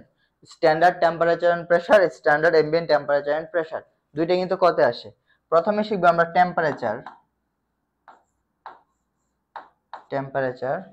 পরে শিখবো প্রেসার বা চাপ, পরে শিখবো হচ্ছে আমরা আর কি শিখবো, আয়তন। ওকে, এই তিনটা জিনিস আমাদের মনে রাখতে হবে। যখন এসটিপি, তার টেম্পারেচার হচ্ছে আপনার কত বলেন তো, 0 কেলভিন অথবা 273, এই ভুল লিখলাম একটু ভুল লিখলাম, দাঁড়াও। টেম্পারেচার হচ্ছে 0 ডিগ্রি সেন্টিগ্রেড অথবা 273 কেলভিন, বোঝা গেল। আর এসএটিপি টেম্পারেচার হচ্ছে 25 ডিগ্রি সেন্টিগ্রেড অথবা 298 কেলভিন। এটা মনে রাখতেই হবে আপনাদের। তারপর চাপ দুইটাই 1 atm, দুইটাই কি 1 atm, 1 atm। আয়তন কত, এটা হচ্ছে 22.4 লিটার, এটা হচ্ছে 24.784, 784 না, 789, সরি 24.789। এটা মনে রাখতে হবে। তাহলে এটার উত্তর কোনটা বলেন তো, এসএটিপি যেহেতু 24.789। গো যা যা হচ্ছে 24.789 বলছেন, 24.4 না তো ভাই, 24.78, এটা যে আনসার করছেন এটা ভুল, এটা গ হবে উত্তর। হ্যাঁ, আমরা এটা মনে রাখেন, এটা পরীক্ষা প্রায় আসে। আর এই দুইটার অ্যাব্রিভিয়েশনও মনে রাখতে হবে, standard temperature and pressure, standard ambient temperature and pressure, এটাকে রুম টেম্পারেচার বলা হয়। আরেকটা হোমওয়ার্ক দিলাম, এনটিপিটাও মনে রাখবেন, এসডব্লিউ থাকবে আপনাদের, এসডব্লিউ থাকবে NTP, normal temperature and pressure, এটা আপনাদের মনে রাখতে হবে। হ্যাঁ, এটা একটু দেখেন আপনারা বই থেকে। চলেন আমরা পরবর্তীতে যাই। কি বলছে, ভূমি থেকে উচ্চতা বৃদ্ধির সাথে সাথে বায়ুমণ্ডলের কোন স্তরের তাপমাত্রা সবচেয়ে কমে যায়? সবচেয়ে শীতলতম স্থান বা অঞ্চল কোনটা সেটা জানতে চাইছে। এটা আমরা সবাই জানি, কোনটা বলেন তো, মেসোস্ফিয়ার। 3 নাম্বার স্তরটা, প্রথমে কি ট্রোপো, স্ট্র্যাটো, মেসো আর হচ্ছে থার্মো। টেম্পারেচার সবচেয়ে বেশি কোথায় বলতো, থার্মোস্ফিয়ারে। আর সবচেয়ে কম টেম্পারেচার কোথায়, মেসোস্ফিয়ারে। এটা মনে রাখবো, প্রথমে টেম্পারেচার কমে, তারপরে বাড়ে, তারপরে আবার কমে, আবার বাড়ে। দেখো ট্রোপোস্ফিয়ারের টেম্পারেচার কি হয় বলতো, ট্রোপোস্ফিয়ারের টেম্পারেচার হচ্ছে কমবে। কি বললাম, টেম্পারেচার ট্রোপোস্ফিয়ারে কমবে, পরে স্ট্র্যাটোস্ফিয়ারে টেম্পারেচার বাড়বে, মেসোস্ফিয়ারে সবচেয়ে কমে যাবে, থার্মোস্ফিয়ারে সবচেয়ে বেড়ে যাবে। বোঝা গেল, মেসোস্ফিয়ারে কত, -92 হয়ে যায়, কত -92 আর 93 ডিগ্রি সেন্টিগ্রেড হয়ে যায়, মাইনাসের দিক দিয়ে। বোঝা গেল, এটাকে সবচেয়ে শীতলতম স্থান বলা হয়। ক্লিয়ার? ওকে, চলো পরবর্তীতে যাই। বাংলাদেশের পানির জলের মধ্যে আর্সেনিকের গ্রহণযোগ্যতার মান কত? এটা দেখেন ভাই, এটা হচ্ছে 0.05 ppm। কত? 0.05 ppm। এটার উত্তরটা হচ্ছে 0.05 ppm। এখন দেখেন এখানে ভাই আরেকটা 0.05 দেয়া আছে, এটা উত্তরটা হইতো কখন জানেন, 0.05 ppm, যে কথা 0.05 মিলিগ্রাম পার লিটার, সেম কথা। এখানে কিন্তু মিলিগ্রাম না, গ্রাম পার লিটার দেয়া আছে। বোঝা গেল, এটা কি হবে, মিলিগ্রাম পার লিটার হইলে উত্তর এটাও হইতো, কিন্তু উত্তরটা কিন্তু বি হবে। এখানে কিন্তু ভুল দেয়া আছে, বুঝতে পেরেছেন? এখানে যে ভুল দেয়া আছে, মনে রাখবেন, ppm পার্টস পার মিলিয়ন মানে কি, পার্টস পার মিলিয়ন মানে হচ্ছে মিলিগ্রাম পার লিটার, এটা একটু মনে রাখতে হবে। অথবা এটাকে আবার কি লেখা যায় বলেন তো, এটাকে আবার লেখা যায় মাইক্রোগ্রাম পার ml, বুঝে গেল? এটা অপশন কিন্তু এরকম থাকতে পারতো, 0.05 মাইক্রোগ্রাম পার ml থাকতে পারতো, একটু মাথায় রাখতে হবে। এই কনভার্সন গুলো থেকেও কিন্তু প্রশ্ন হয়ে থাকে। চল পরে আসেন, নাইট্রোজেন থেকে নাইট্রোজেন কম্পাউন্ড রূপান্তরিত হয় কোন প্রক্রিয়ার মাধ্যমে? এটা আপনার ক্ষতেও আসে। আচ্ছা, 0.05 আমরা সবাই জানি, শুধু ইউনিটটা নিয়ে ঝামেলা হয়, ppm, মিলিগ্রাম পার লিটার নাকি মাইক্রোগ্রাম পার ml। তিনটা জিনিস মনে রাখবেন। তিনটা জিনিস কি কি মনে রাখবেন, ইউনিট কি কি, এটা হইতে পারে এবং এই আর কি আছে, ppm হইতে পারে। এই তিনটা ইউনিটই হইতে পারে। হ্যাঁ, এই তিনটাই মনে রাখবেন। ppm এর এই তিনটা ইউনিট আপনারা মনে রাখবেন। ওকে, এটাতে আসি, নাইট্রোজেন কেমনে কম্পাউন্ডে রূপান্তরিত হয়? আচ্ছা বলেন, আপনারা কি জানেন পৃথিবীর মধ্যে নিষ্ক্রিয় গ্যাসের পর সবচেয়ে বেশি নিষ্ক্রিয় গ্যাসকে? নাইট্রোজেন। কিন্তু কারণ কি বলেন তো, এই যে নাইট্রোজেন আপনার ট্রিপল বন্ডের মাধ্যমে আরেকটা নাইট্রোজেনকে ধরে রাখে, দ্যাটস ওয়াই এই বন্ধন ভাঙা খুবই শক্তির প্রয়োজন হয়। যখন মানে বজ্রপাত হয়, আকাশে থান্ডারিং হয়, তখন টেম্পারেচার কত হয় জানেন? 3000 ডিগ্রি সেন্টিগ্রেড। তখন কি হয়, এই বন্ধনটা ভেঙে যায়। বন্ধন ভেঙে জলীয় বাষ্প এবং অক্সিজেনের সাথে বিক্রিয়া করে নাইট্রোজেন কি তৈরি করে? নাইট্রোজেন ডাই অক্সাইড তৈরি করে। এই নাইট্রোজেন ডাই অক্সাইড আরো অক্সিজেনের সাথে রিঅ্যাকশন করতে পারে, কি করে? নাইট্রোজেন ট্রাই অক্সাইড তৈরি করে। এই যে নাইট্রোজেন ট্রাই অক্সাইড, এটা কি করে? জলীয় বাষ্প বা পানির সাথে রিঅ্যাকশন করে কি তৈরি করে? Nitric acid HNO3 nitric acid তৈরি করে। এই নাইট্রিক অ্যাসিডটা পরে বৃষ্টির সাথে নিচে নামে আসে এবং হচ্ছে নাইট্রিক অ্যাসিড কেমনে ভাঙে বলেন তো? NO3 কিভাবে? প্রোটন প্লাস হচ্ছে নাইট্রেট আয়ন NO3-। এই হচ্ছে যৌগ হিসেবে ভূমিতে ফিরে আসে। তাহলে এটা হচ্ছে নাইট্রোজেন ফিক্সেশন। কি? Nitrogen fixation. এই বিক্রিয়াগুলো মনে রাখবেন, এগুলো ক্ষতে আসে। ওকে, ঠিক আছে। মিলিগ্রাম পার লিটার, আরেকটা কি লিখেন? আরেকটা হচ্ছে মাইক্রোগ্রাম পার ml। ওকে, আশা করি এটা বোঝা গেল। এটা বুঝছেন? এই জিনিসটা বুঝছেন? ওকে, চলো আমরা পরবর্তী কোশ্চেনে যাই। কি বলছে? কোন গ্যাসটি অ্যাসিড রেইনের জন্য দায়ী নয়? ভাই প্রশ্নটা ভালো করে দেখেন, নয়, দায়ী নয়। এটা মেডিকেলের একটা প্রশ্ন, এটা এইচএসসি তো আসছে, মেডিকেলও আসছে, সেজন্য এটা রাখা হয়েছে। মেডিকেলে দেখবেন যে অনেক প্রশ্ন এরকম আসবে যে কোনটি নয়, কোনটি হয়, সত্য হলে মিথ্যা নয়, মিথ্যা হলে সত্য নয়, এরকম আর কি, ঘুরায় বা পেঁচাবে। দেখেন আপনার এই গ্যাসগুলোর মধ্যে সালফার ডাইঅক্সাইড কি করবে? পানির সাথে রিঅ্যাকশন করবে, সালফিউরাস অ্যাসিড তৈরি করবে, HSO4।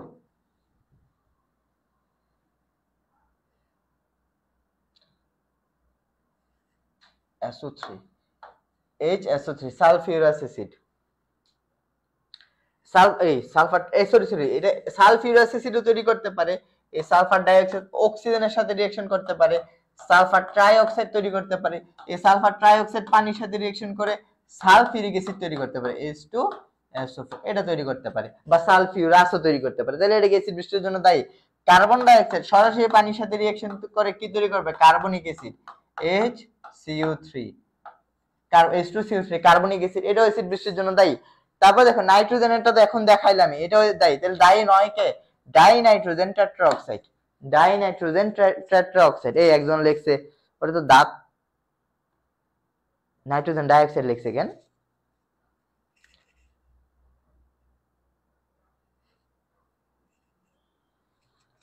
এটা হচ্ছে 18 উত্তর লিখছে। এই 18 N2O না তো ভাই, N2O তো নাই এখানে, ডাই নাইট্রোজেন টেট্রাঅক্সাইড, O4 তো। যাই হোক, আশা করি বুঝতে পারলা।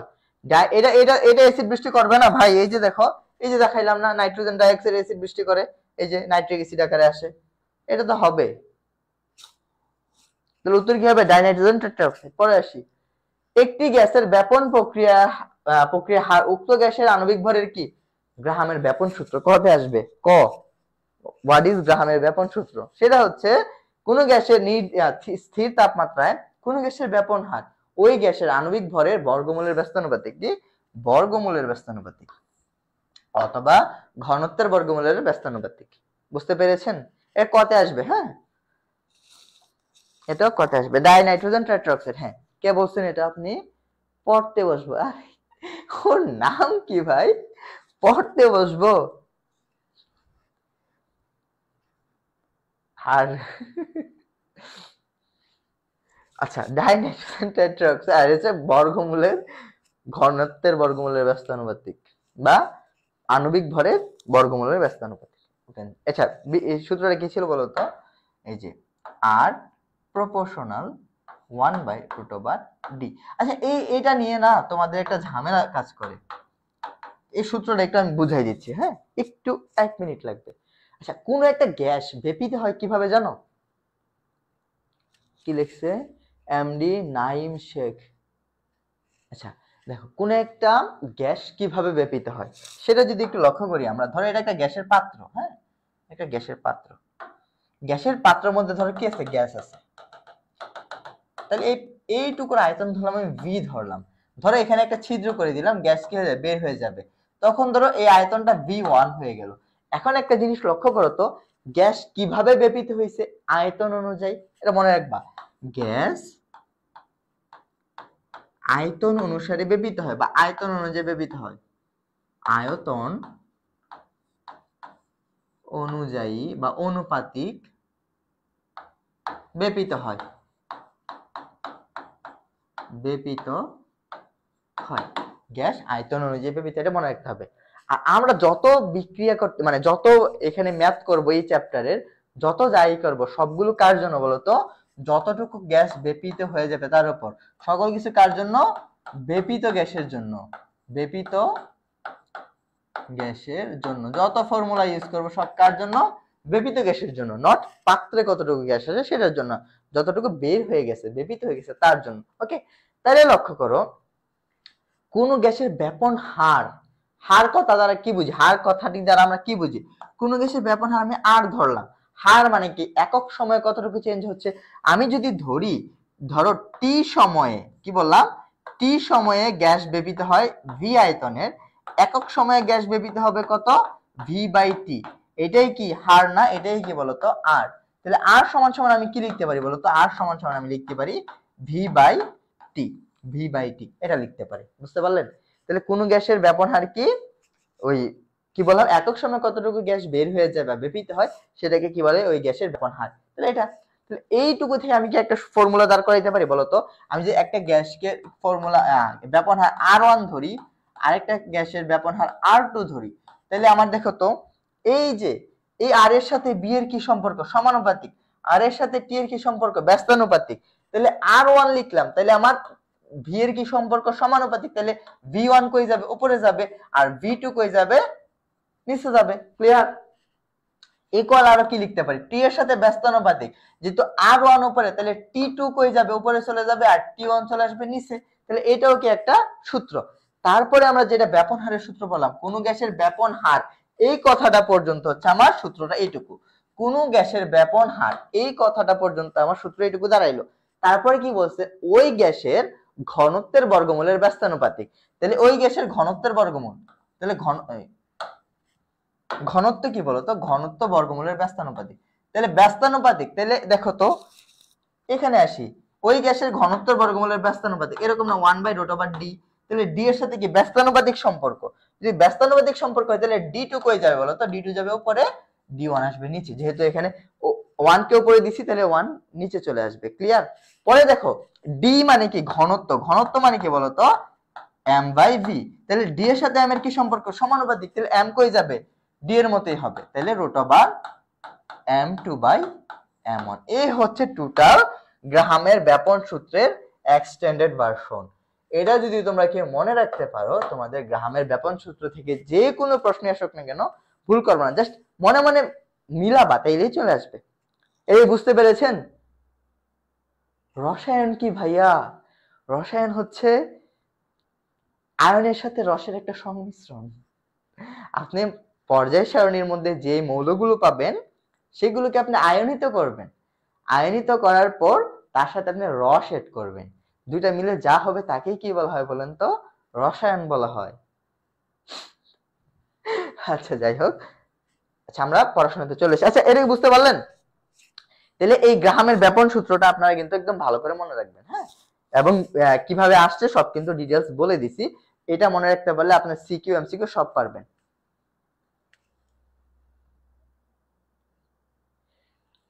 কেমিস্ট্রিতে A+ পাওয়া হচ্ছে অন্যান্য সাবজেক্টের তুলনায় ইজি। কেন ভাই, তোমাদের যদি প্র্যাকটিক্যালে স্যাররা না আটকায়, প্র্যাকটিক্যাল কত বলো তো, তোমাদের প্র্যাকটিক্যাল হচ্ছে 25 মার্কস, তাই না?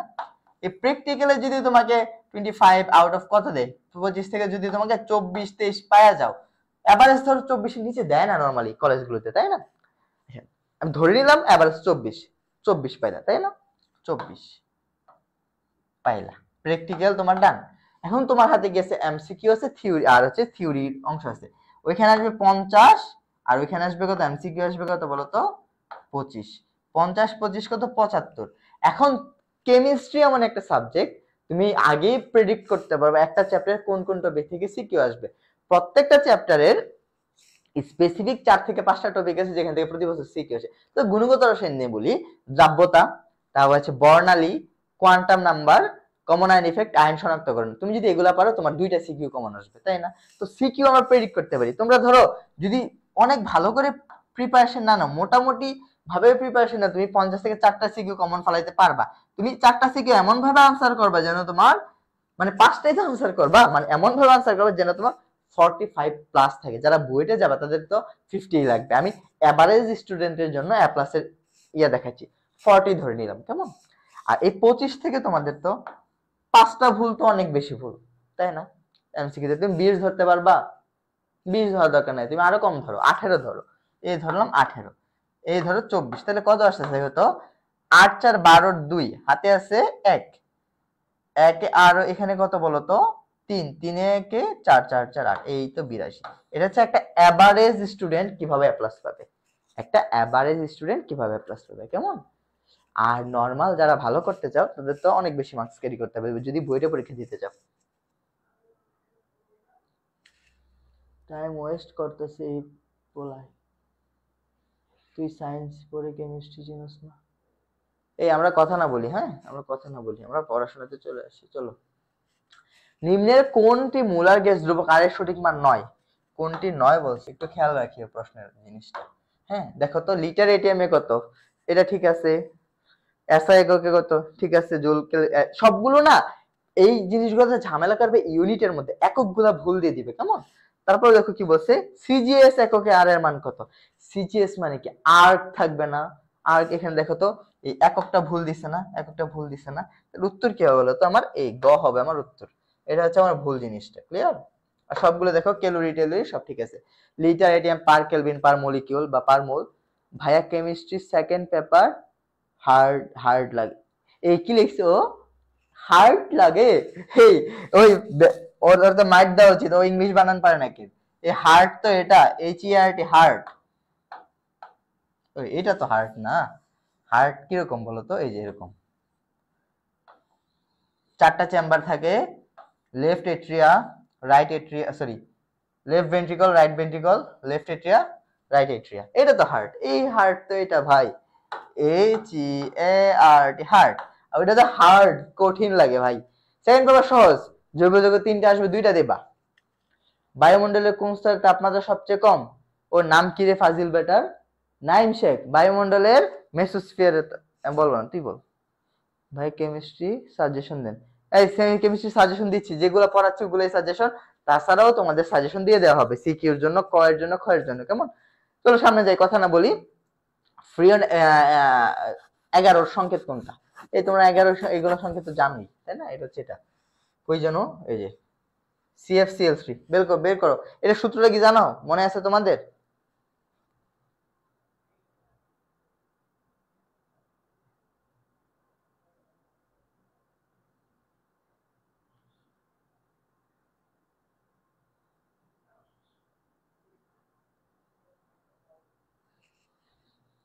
ভাইয়া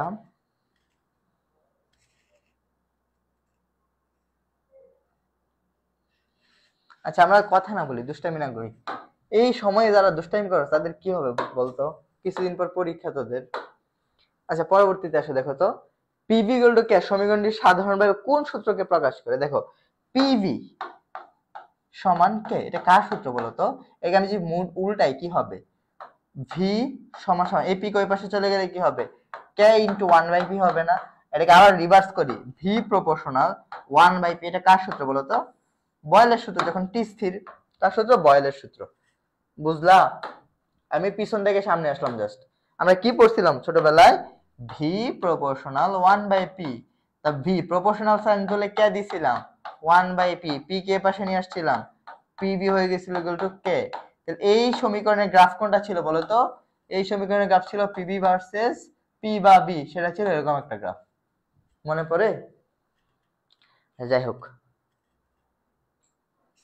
চলো আমরা পরবর্তীতে যাই। আদর্শ পানির ডিউ এর মান কত? এটা মুখস্থ টাইপ পড়া, এটা মনে রাখতে হবে। 4 থেকে 8 মিলিগ্রাম পার লিটার। দেখো মিলিগ্রাম পার লিটার, এটা আরেকটা ইউনিট কি হইতে পারে? এখন না পারলে দাঁত ফালাবো। মিলিগ্রাম পার লিটার ইকুয়াল হইতে পারে ppm ইকুয়াল হইতে পারে মাইক্রোগ্রাম পার ml, এই তিনটে হইতে পারে, ইউনিট তিনটা হইতে পারে। দেখছো এই ইউনিট দিয়ে কিন্তু তোমাদের সাথে খেলবে, হ্যাঁ এটা একটু মনে রাখতে হবে। চলো পরবর্তীতে যাই।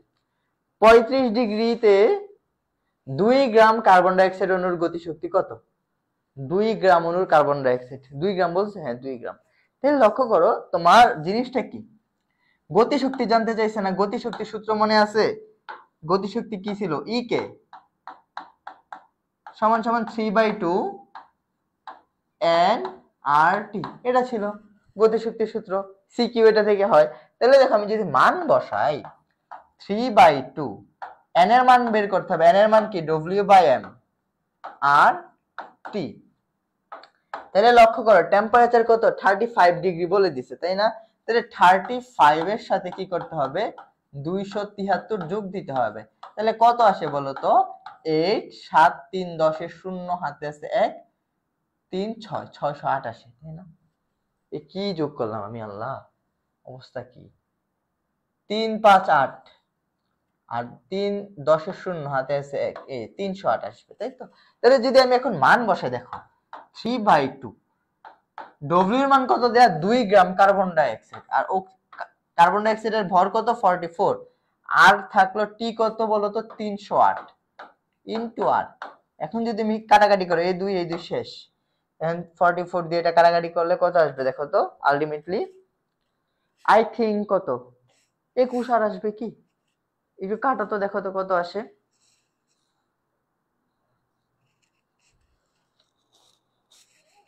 হ্যাঁ সামি আসবো।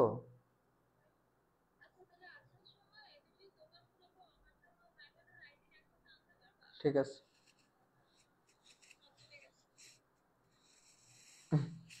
তাহলে কত হবে উত্তর বলো তো? 21 আর সিম্পলিফাই যদি করো। ক্লিয়ার? সহজ জিনিস না ভাই, বলো তো সহজ ছিল কিন্তু। ওকে চলো পরবর্তীতে যাই। কি বলছে? কোন অ্যাসিডটির হচ্ছে অনুবন্ধী ক্ষারক সবচেয়ে দুর্বল? কোন অ্যাসিডটির অনুবন্ধী ক্ষারক দুর্বল বলছে। এখন তোমাদের মনে রাখতে হবে যে অ্যাসিড হচ্ছে স্ট্রং তার অনুবন্ধী ক্ষারক হচ্ছে দুর্বল, অথবা যে ক্ষারটা হচ্ছে স্ট্রং তার অনুবন্ধী অ্যাসিডটা হচ্ছে দুর্বল, একটা একটা ভাইস ভার্সা। তুমি অ্যাসিড যদি স্ট্রং নাও তার অনুবন্ধী জিনিসটা হবে দুর্বল, তুমি যদি ক্ষার যদি উইক নাও। আচ্ছা মনে রাখবা সহজ কথা, দেখো তুমি অ্যাসিড যদি তুমি স্ট্রং নাও, স্ট্রং অ্যাসিড থেকে কি পাবা? ক্ষার পাবা, অনুবন্ধী ক্ষার পাবা, সেটা হবে কি? দুর্বল বা উইক, দুর্বল। ক্লিয়ার? অথবা অ্যাসিড যদি তুমি দুর্বল নাও তার ক্ষারটা কি পাবা বলো তো? স্ট্রং পাবা। ক্ষারের জন্য সেম একই কথা, একটা জিনিস মনে রাখবা, কেমন? তাহলে দেখো ক্ষার দুর্বল বলছে কোন অ্যাসিড, তাহলে এই সবগুলোর মধ্যে সবচেয়ে স্ট্রং অ্যাসিড কোনটা? দেখো হচ্ছে ক্লোরিন যুক্ত আছে কে? দেখো তো দুইটা ক্লোরিন, তিনটা ক্লোরিন যুক্ত আছে, তাহলে এটা হচ্ছে সবচেয়ে বেশি স্ট্রং অ্যাসিড, সবচেয়ে বেশি স্ট্রং, এটা হচ্ছে সবচেয়ে বেশি শক্তিশালী অ্যাসিড, স্ট্রং অ্যাসিড।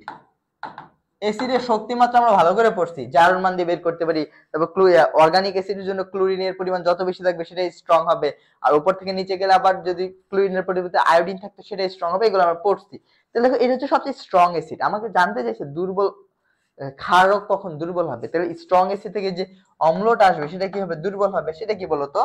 দেখো CL3CCOOH, এটা হচ্ছে আমার অ্যাসিড, এটা কেমনে ভাঙবে বলতো? H চলে যাবে, আর হচ্ছে ক্ষারকটা কি তৈরি হবে বলতো? Cl3CCOO-, এটা হচ্ছে আমার দুর্বলটা। বুঝা গেল? উত্তর আমার এটা। আশা করি এটাও বুঝতে পেরেছো। স্ট্রং অ্যাসিড চিনবো কিভাবে? আচ্ছা স্ট্রং অ্যাসিড কিভাবে চিনবা? যদি অক্সো অ্যাসিড হয় তার জারণ মান বের করে, যার জারণ মান বেশি সেটা হচ্ছে স্ট্রং অ্যাসিড। যদি অক্সো অ্যাসিডের মধ্যে যদি দুইটার জারণ মান সমান হয়ে যায়, কেন্দ্রীয় পরমাণু যার ছোট সেটা হচ্ছে স্ট্রং অ্যাসিড। আর যদি অর্গানিক অ্যাসিড হয়, নরমাল কি বলতো? এই কার্বন সংখ্যা বাড়ার সাথে সাথে অ্যাসিডের শক্তিমাত্রা কমতে থাকে। যদি কার্বন সংখ্যা সেম থাকে, ক্লোরিন মানে হেলোজেন গ্রুপ যুক্ত থাকে, ধরো শুধু ক্লোরিন যুক্ত আছে, ক্লোরিনের পরিমাণ যার বেশি হবে সেটা স্ট্রং অ্যাসিড হবে। ধরো এটার মধ্যে 3টা ক্লোরিন, এটার মধ্যে 2টা ক্লোরিন, স্ট্রং কে হবে এটা হবে। যদি এরকম না হয়, ধরো ফ্লোরিন, ক্লোরিন, ব্রোমিন, আয়োডিন যুক্ত থাকে, তাহলে আয়োডিন যেটার মধ্যে যুক্ত, মানে উপর থেকে যত নিচে যাবা যেটা যুক্ত থাকবে আয়োডিন সবচেয়ে স্ট্রং হবে, তারপরে কি হবে বলতো ব্রোমিন, তারপর হবে ক্লোরিন, তারপর হচ্ছে ফ্লোরিন। বুঝা গেল? এই হচ্ছে ক্রাইটেরিয়া গুলো, এগুলো একটু বই থেকে আবার পড়বা। হ্যাঁ, এগুলো তো ডিটেইলস পড়ানো হয়েছিল ক্লাসে। যাই হোক, পরে দেখো বজ্রপাতের সময় বৃষ্টির ফলে মাটিতে কোন মূলকের বৃদ্ধি পায়, এটা বিক্রিয়া সহ দেখাইছি নাইট্রেট মূলকে। কারণ নাইট্রোজেন ভেঙে যায়, নাইট্রেট আকারে হচ্ছে নাইট্রিক অ্যাসিড আকারে ভূমিতে আসে, ভূমি থেকে এটা ভেঙে নাইট্রেট আয়ন তৈরি করে। যাই হোক, পরে দেখো এই প্রশ্নটা একটু লক্ষ্য করো, এটা একটু দেখো কি লিখতেছো।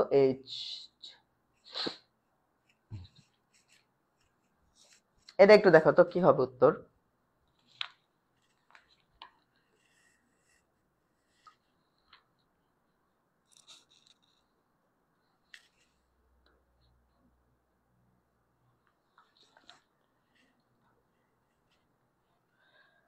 আচ্ছা, এটা আমরা দেখি, দেখো কি বলা আছে লিখিনি। হ্যাঁ, একটা আদর্শ গ্যাস আয়তন দেয়া আছে 4, V1 কত দেয়া আছে বলো তো, 4 ডেসিমিটার কিউব। ওকে, তারপর হচ্ছে তাপমাত্রা T1 দেয়া আছে 200 কেলভিন দেয়া আছে, T2 দেয়া আছে 400 কেলভিন, মানে দ্বিগুণ করা হয়েছে। ওকে, এবং চাপ অর্ধেক করা হয়েছে, তাহলে P1 ধরো তোমার P, আর P2 কি হবে বলো তো, P2 হবে হাফ P, মানে চাপকে কি করা হয়েছে অর্ধেক করা হয়েছে। তাহলে PVT তিনটা আছে, তাহলে সূত্র কি, সমন্বয় সূত্র, P1 V1 divided by T1 equal P2 V2 divided by T2। কার মান বের করতে বলছে, চূড়ান্ত আয়তন, তাহলে V2 এর মান বের করতে বলছে, তাহলে V2 সমান সমান কি হবে বলো তো, V2 সমান সমান হবে P1 V1 T2 divided by T1 P2। Clear? এখন মান বসাই শুধু, P1 এর মান কত P, V1 এর মান কত বলো তো 4, তারপর T2 এর মান কত বলো তো 400। ওকে, আর নিচে আসে কি T1, T1 কত 200 ইনটু P2 কত বলো তো হাফ P। এই P এ P কর্তন, এই শূন্য এই শূন্য এই শূন্য এই শূন্য কর্তন, এই 2 দিয়ে যদি আমি 4 কে কাটি হবে 2, আর এই 2 চলে আসবে উপরে, আলটিমেটলি কত থাকতেছে বলো তো 4 দুগুণা 8, 8 দুগুণা 16, 16 ডেসিমিটার কিউব, 16 ডেসিমিটার কিউব। বুঝতে পেরেছেন? 16 ডেসিমিটার কিউব। ভাইয়া প্রশ্নটার উত্তর খুঁজে পাচ্ছি না, প্লিজ বলবেন। বায়ুমণ্ডলের কোন স্তরের তাপমাত্রা সবচেয়ে কম? বায়ুমণ্ডলের কোন স্তরের তাপমাত্রা কম? মেসোস্ফিয়ারের তাপমাত্রা সবচেয়ে কম। একবার তো বললাম। এই কে রে ভাই, ওর নাম কি দেখতো, দাঁড়া, নাইম শেখ। আচ্ছা ভাই, এটা হচ্ছে আমি পারতেছি না, তো তুমি একটু কাইন্ডলি গুগল দেখো বা চ্যাট জিপিটি করো, তাহলে তুমি পেয়ে যাও উত্তর। কেমন? ওকে, এইটা বুঝছো পোলাপান? চলো আমরা পরবর্তীতে যাই। আচ্ছা, এই যে এই প্রশ্নটা হচ্ছে আমার ভ্যান ডার ওয়ালস ইকুয়েশন থেকে, দেখো তো মিলে কিনা। দেখো P plus N square A by B, V minus N B R T. তাহলে বলছে হচ্ছে কত গ্রাম নাইট্রোজেনের জন্য, কি বললাম, কত গ্রাম নাইট্রোজেনের জন্য এটা প্রযোজ্য। আমরা যখন এই জটিল সংখ্যা করি মনে পড়ে, একটা স্ট্যান্ডার্ড ইকুয়েশনের সাথে মিলাই না, মিলে হচ্ছে আমরা আনসার বের করি, তো এটা হচ্ছে ওইভাবে বের করব। তাহলে দেখো আমি কি পড়ছি বলতো, আমরা পড়ছি হচ্ছে P plus N square A by V square V minus N B equal N R T. এটা কি বলতো আমার ভ্যান ডার ওয়ালস ইকুয়েশন। এটার সাথে যদি আমি কম্পেয়ার করি, এই 0.2 কোনটা, তাহলে এই এন এর মানটা কি 0.2 না, 0.2 না, এটা তো এন এর মান। তাহলে আমার কাছে কত গ্রামের জন্য বলতো, এখানে কত মূল বলা আছে, এন মানে মূল সংখ্যা, তাহলে কত 0.2 মূল, 0.2 মূল, তাই তো। নাইট্রোজেন কত বলতো, 28 গ্রামকে 1 মূল বলা হয়। তাহলে লক্ষ্য কর কি বলছে, এই সমীকরণটা কত গ্রামের জন্য, 28 গ্রামের জন্য। আচ্ছা, আমার কি জানতে চাইছে বলতো, সমীকরণটা কত গ্রাম নাইট্রোজেনের জন্য প্রযোজ্য হবে, তাই না? তাইলে এখানে এন এর মান কত 2 মোল, তাহলে 2 মোল 0.2 মোল, তাহলে 1 মোল কার জন্য প্রযোজ্য বলতো, 28 গ্রামের জন্য। 1 মোল হচ্ছে 28 গ্রামের জন্য প্রয়োজন। আমার কত মোল বের করতে বলছে, 0.2 মোল, 0.2 2 মোল কত গ্রামের জন্য প্রযোজ্য হবে? 28 ইনটু 0.2। এখন যদি এটাকে সিম্পলিফাই করো কি আসবে দেখো তো, 28 ইনটু 2 ডিভাইডেড বাই 10। কাটাকাটি করো। আমি এটাকে ধরো আচ্ছা 5 দিয়ে কাটলাম, 2 দিয়ে কাটলে 5, 5 দিয়ে এটা কাটলে 5 5 25, 5 থেকে কিছুটা বেশি কিছু আসবে, এই যে 5 পয়েন্ট, এই যে এটা কোনটা আসবে, এই যে 5.60, 5.60। আপনারা কি বুঝতে পেরেছেন? তাহলে যে প্রশ্নগুলো হচ্ছে আপনাদেরকে দেখাইলাম, এই প্রশ্নগুলোর প্যাটার্ন বুঝে আপনারা হচ্ছে প্র্যাকটিস করবেন, বই পড়বেন। তাহলে সিকিউ এমসিকিউ যদি এগুলাই পড়েন ভালো করে আপনারা, তাহলে এই চ্যাপ্টার আপনাদের ভালো করে কভার হবে।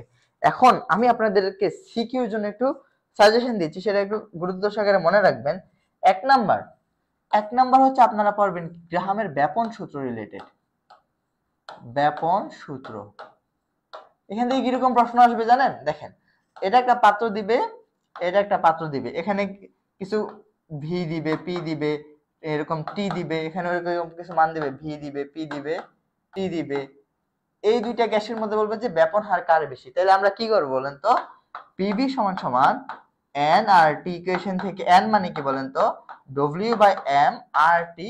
এখান থেকে আমরা এম এর মান বের করব, M is equal to what বের করব? এই পাত্রের জন্য এম এর মান বের করব। তাহলে যে গ্যাসের এম এর মান বেশি সেই গ্যাসের ব্যাপন হার কম হবে। তারপর হচ্ছে R1 by R2 is equal to root over M2 by M1, ওই সূত্র দিয়ে হচ্ছে ব্যাখ্যা দিয়ে দিব। তাহলে এই চ্যাপ্টার থেকে সবচেয়ে আসার মতো প্রশ্নটা হচ্ছে এটা, ব্যাপন হার রিলেটেড। ক্লিয়ার? তো এটা ভালো করে শিখবেন। তারপরে কোনটা দেখবেন? তারপর আংশিক চাপ রিলেটেড প্রশ্ন। কি বললাম? আংশিক চাপ রিলেটেড প্রশ্ন। আংশিক চাপ, তারপর হচ্ছে মোট চাপ, আর হচ্ছে মূল ভগ্নাংশ। মূল ভগ্নাংশ, এই টপিকগুলো দেখবেন সিকিউর জন্য। বোঝা গেল? তারপরে ভালো করে দেখবেন হচ্ছে আরএমএস বেগ, সি আরএমএস বেগ বের করা। তারপরে দেখবেন হচ্ছে ইকে, গতিশক্তি, ইকে বের করা। আরেকটা হচ্ছে এই থিওরির প্রশ্ন, van der Waals equation. Van der Waals ইকুয়েশনের মধ্যে এটা P plus N square A by V square V minus N B equal N R T. বুঝা গেল? এটা হচ্ছে আয়তন সংশোধন ফ্যাক্টর, চাপ সংশোধন ফ্যাক্টর, কিন্তু আপনাদেরকে বললাম ওই অংশটা। হ্যাঁ, আর হচ্ছে বিচ্যুতির কারণটা ব্যাখ্যা করবেন, এই গ্রাফ রিলেটেড প্রশ্ন, কেন বিচ্যুতি হচ্ছে এই জিনিসপাতিগুলা। তাহলে এই চ্যাপ্টার থেকে যদি এইগুলাই পড়েন আর বয়েলস চার্লসের নরমাল ম্যাথমেটিক্যাল পার্ট পড়েন। আরেকটা সবচেয়ে কমন একটা প্রশ্ন যেটা হচ্ছে এরকম, ধরেন একটা সিলিন্ডার দিল, এখানে একটা গ্যাস দিল ধরেন HCl, এখানে দিল অ্যামোনিয়া, বলে যে মানে HCl থেকে বা অ্যামোনিয়া থেকে কত দূরে হচ্ছে সাদা ধোঁয়া সৃষ্টি হবে। ওইটা হচ্ছে আমরা ওই আণবিক ভর দিয়ে বের করতে পারি, তাই না? এই লেন্থ থেকে বের করতে পারি সাদা ধোঁয়া কোথায় সৃষ্টি হবে। তো এই কয়েকটা যদি পার্ট আপনারা ভালো করে সিকিউর জন্য টেস্ট পেপারে পড়েন, প্রথম 20টা সিকিউ যদি ভালো করে ট্রাই করেন তাইলে হয়ে যাবে। আর তাছাড়া আজকে যা যা দেখাইলাম ওই স্লাইড তো দিয়ে দিব, ওগুলো যদি পড়েন আশা করি এই চ্যাপ্টারে আর কোনো আপনাদের ঝামেলা থাকবে না। তাহলে সকলে হচ্ছে ভালো থাকেন, আর কারো কোনো যদি কোশ্চেন থাকে করতে পারেন, আমি দেখতেছি একটু, কোনো প্রশ্ন থাকলে আপনারা করতে পারেন। আর এইগুলা পড়লে আপনাদের আশা করি যে এই চ্যাপ্টার ইনশাআল্লাহ ক্লিয়ার হয়ে যাবে। হ্যাঁ, কারো কোনো প্রশ্ন থাকলে করতে পারেন।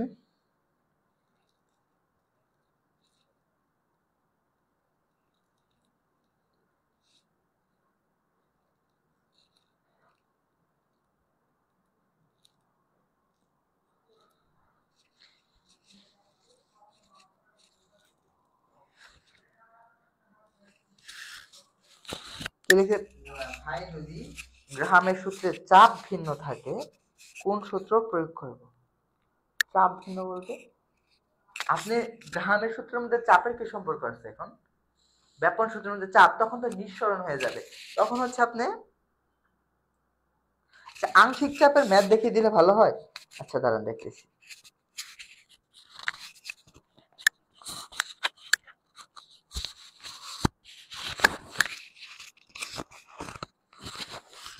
আংশিক চাপ থেকে এরকম প্রশ্ন আসে, একটু লক্ষ্য করেন, জিনিসটা দেখাচ্ছি দেখেন, একটা পার্ট নেই। হ্যাঁ, এই জিনিস একটু খেয়াল রাখবেন। ধরেন এটা একটা পাত্র, হ্যাঁ, এটার মধ্যে ধরেন তিন ধরনের গ্যাস আছে। একটা হচ্ছে এ গ্যাস, একটা বি গ্যাস, এটা সি গ্যাস। ওকে, প্রথমে আংশিক চাপ জানতে হলে আপনার মূল ভগ্নাংশ জানতে হবে। কি? মূল ভগ্নাংশ। মূল ভগ্নাংশ মূল ভগ্নাংশ জিনিসটা কি? মূল ভগ্নাংশ সেটা হচ্ছে এক্স দ্বারা রিপ্রেজেন্ট করা। হ্যাঁ, আপনি তিনটা গ্যাসের মধ্যে যে কোনো একটা গ্যাসের মূল ভগ্নাংশ বের করি, আমরা ধরো এ গ্যাসের বের করি, তাহলে এক্স অফ এ। এটা কি হবে? যার মূল ভগ্নাংশ বের করবেন তার মূল সংখ্যা, এটার মূল নাম্বার ধরলাম n1, এটা ধরলাম n2, এটা ধরলাম n3। তাহলে যারটা বের করব তারটা কই যাবে? উপরে যাবে, তাহলে n1 যাবে উপরে, আর নিচে আসবে কি? মোট মূল সংখ্যা কত? n1 plus n2 plus n3। এটা হচ্ছে আমার মূল ভগ্নাংশ বা মূল ফ্র্যাকশন বের করার ফর্মুলা। কি?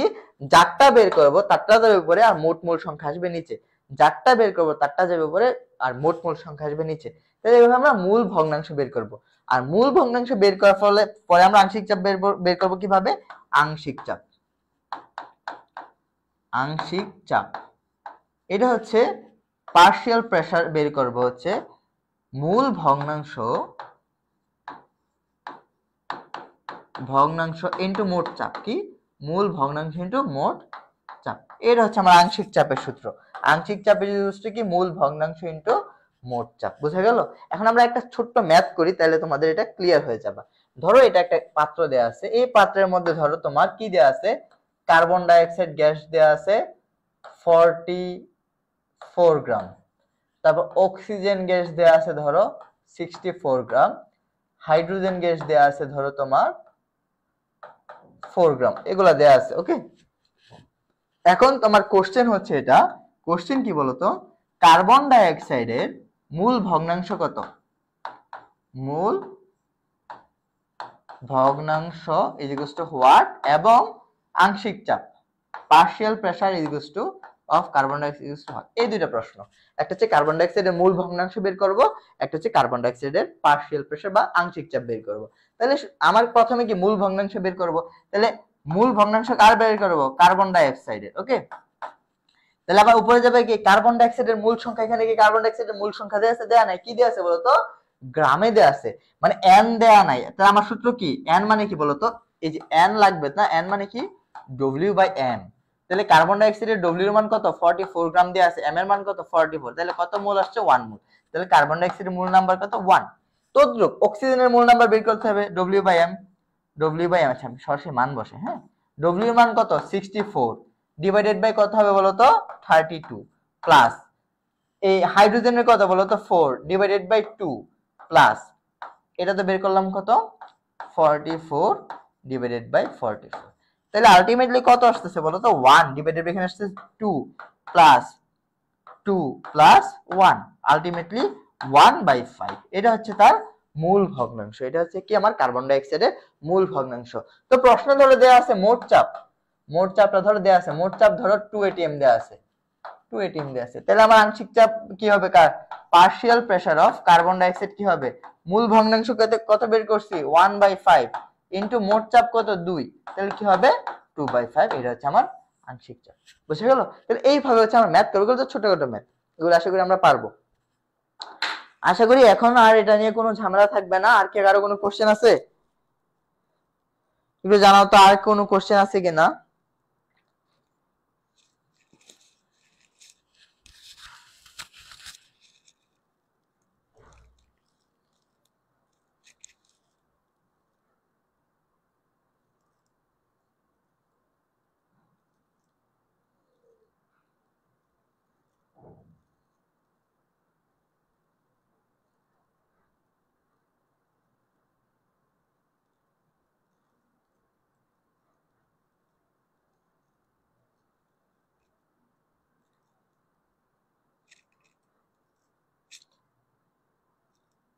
আচ্ছা আচ্ছা, ওই যে তুমি যেটা বলছো না, যদি চাপ ভিন্ন থাকে, যদি দুইটা পাত্রের চাপ ভিন্ন থাকে, তখন তোমাকে চাপ নিয়ে করতে হবে, চাপটাকে তোমার ওই ফর্মুলাতে অ্যাড করে নিতে হবে। বুঝছো?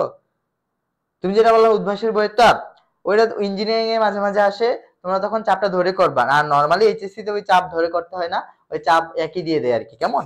আর যদি চাপ দিয়ে দেয় মানে ভিন্ন দেয় তখন হচ্ছে চাপটা ধরে করবা, তাইলে হবে। ওকে ঠিক আছে, আজকের ক্লাস হচ্ছে তাহলে এইটুকুই রইলো। সকলেই ভালো থাকো। আসসালামু আলাইকুম।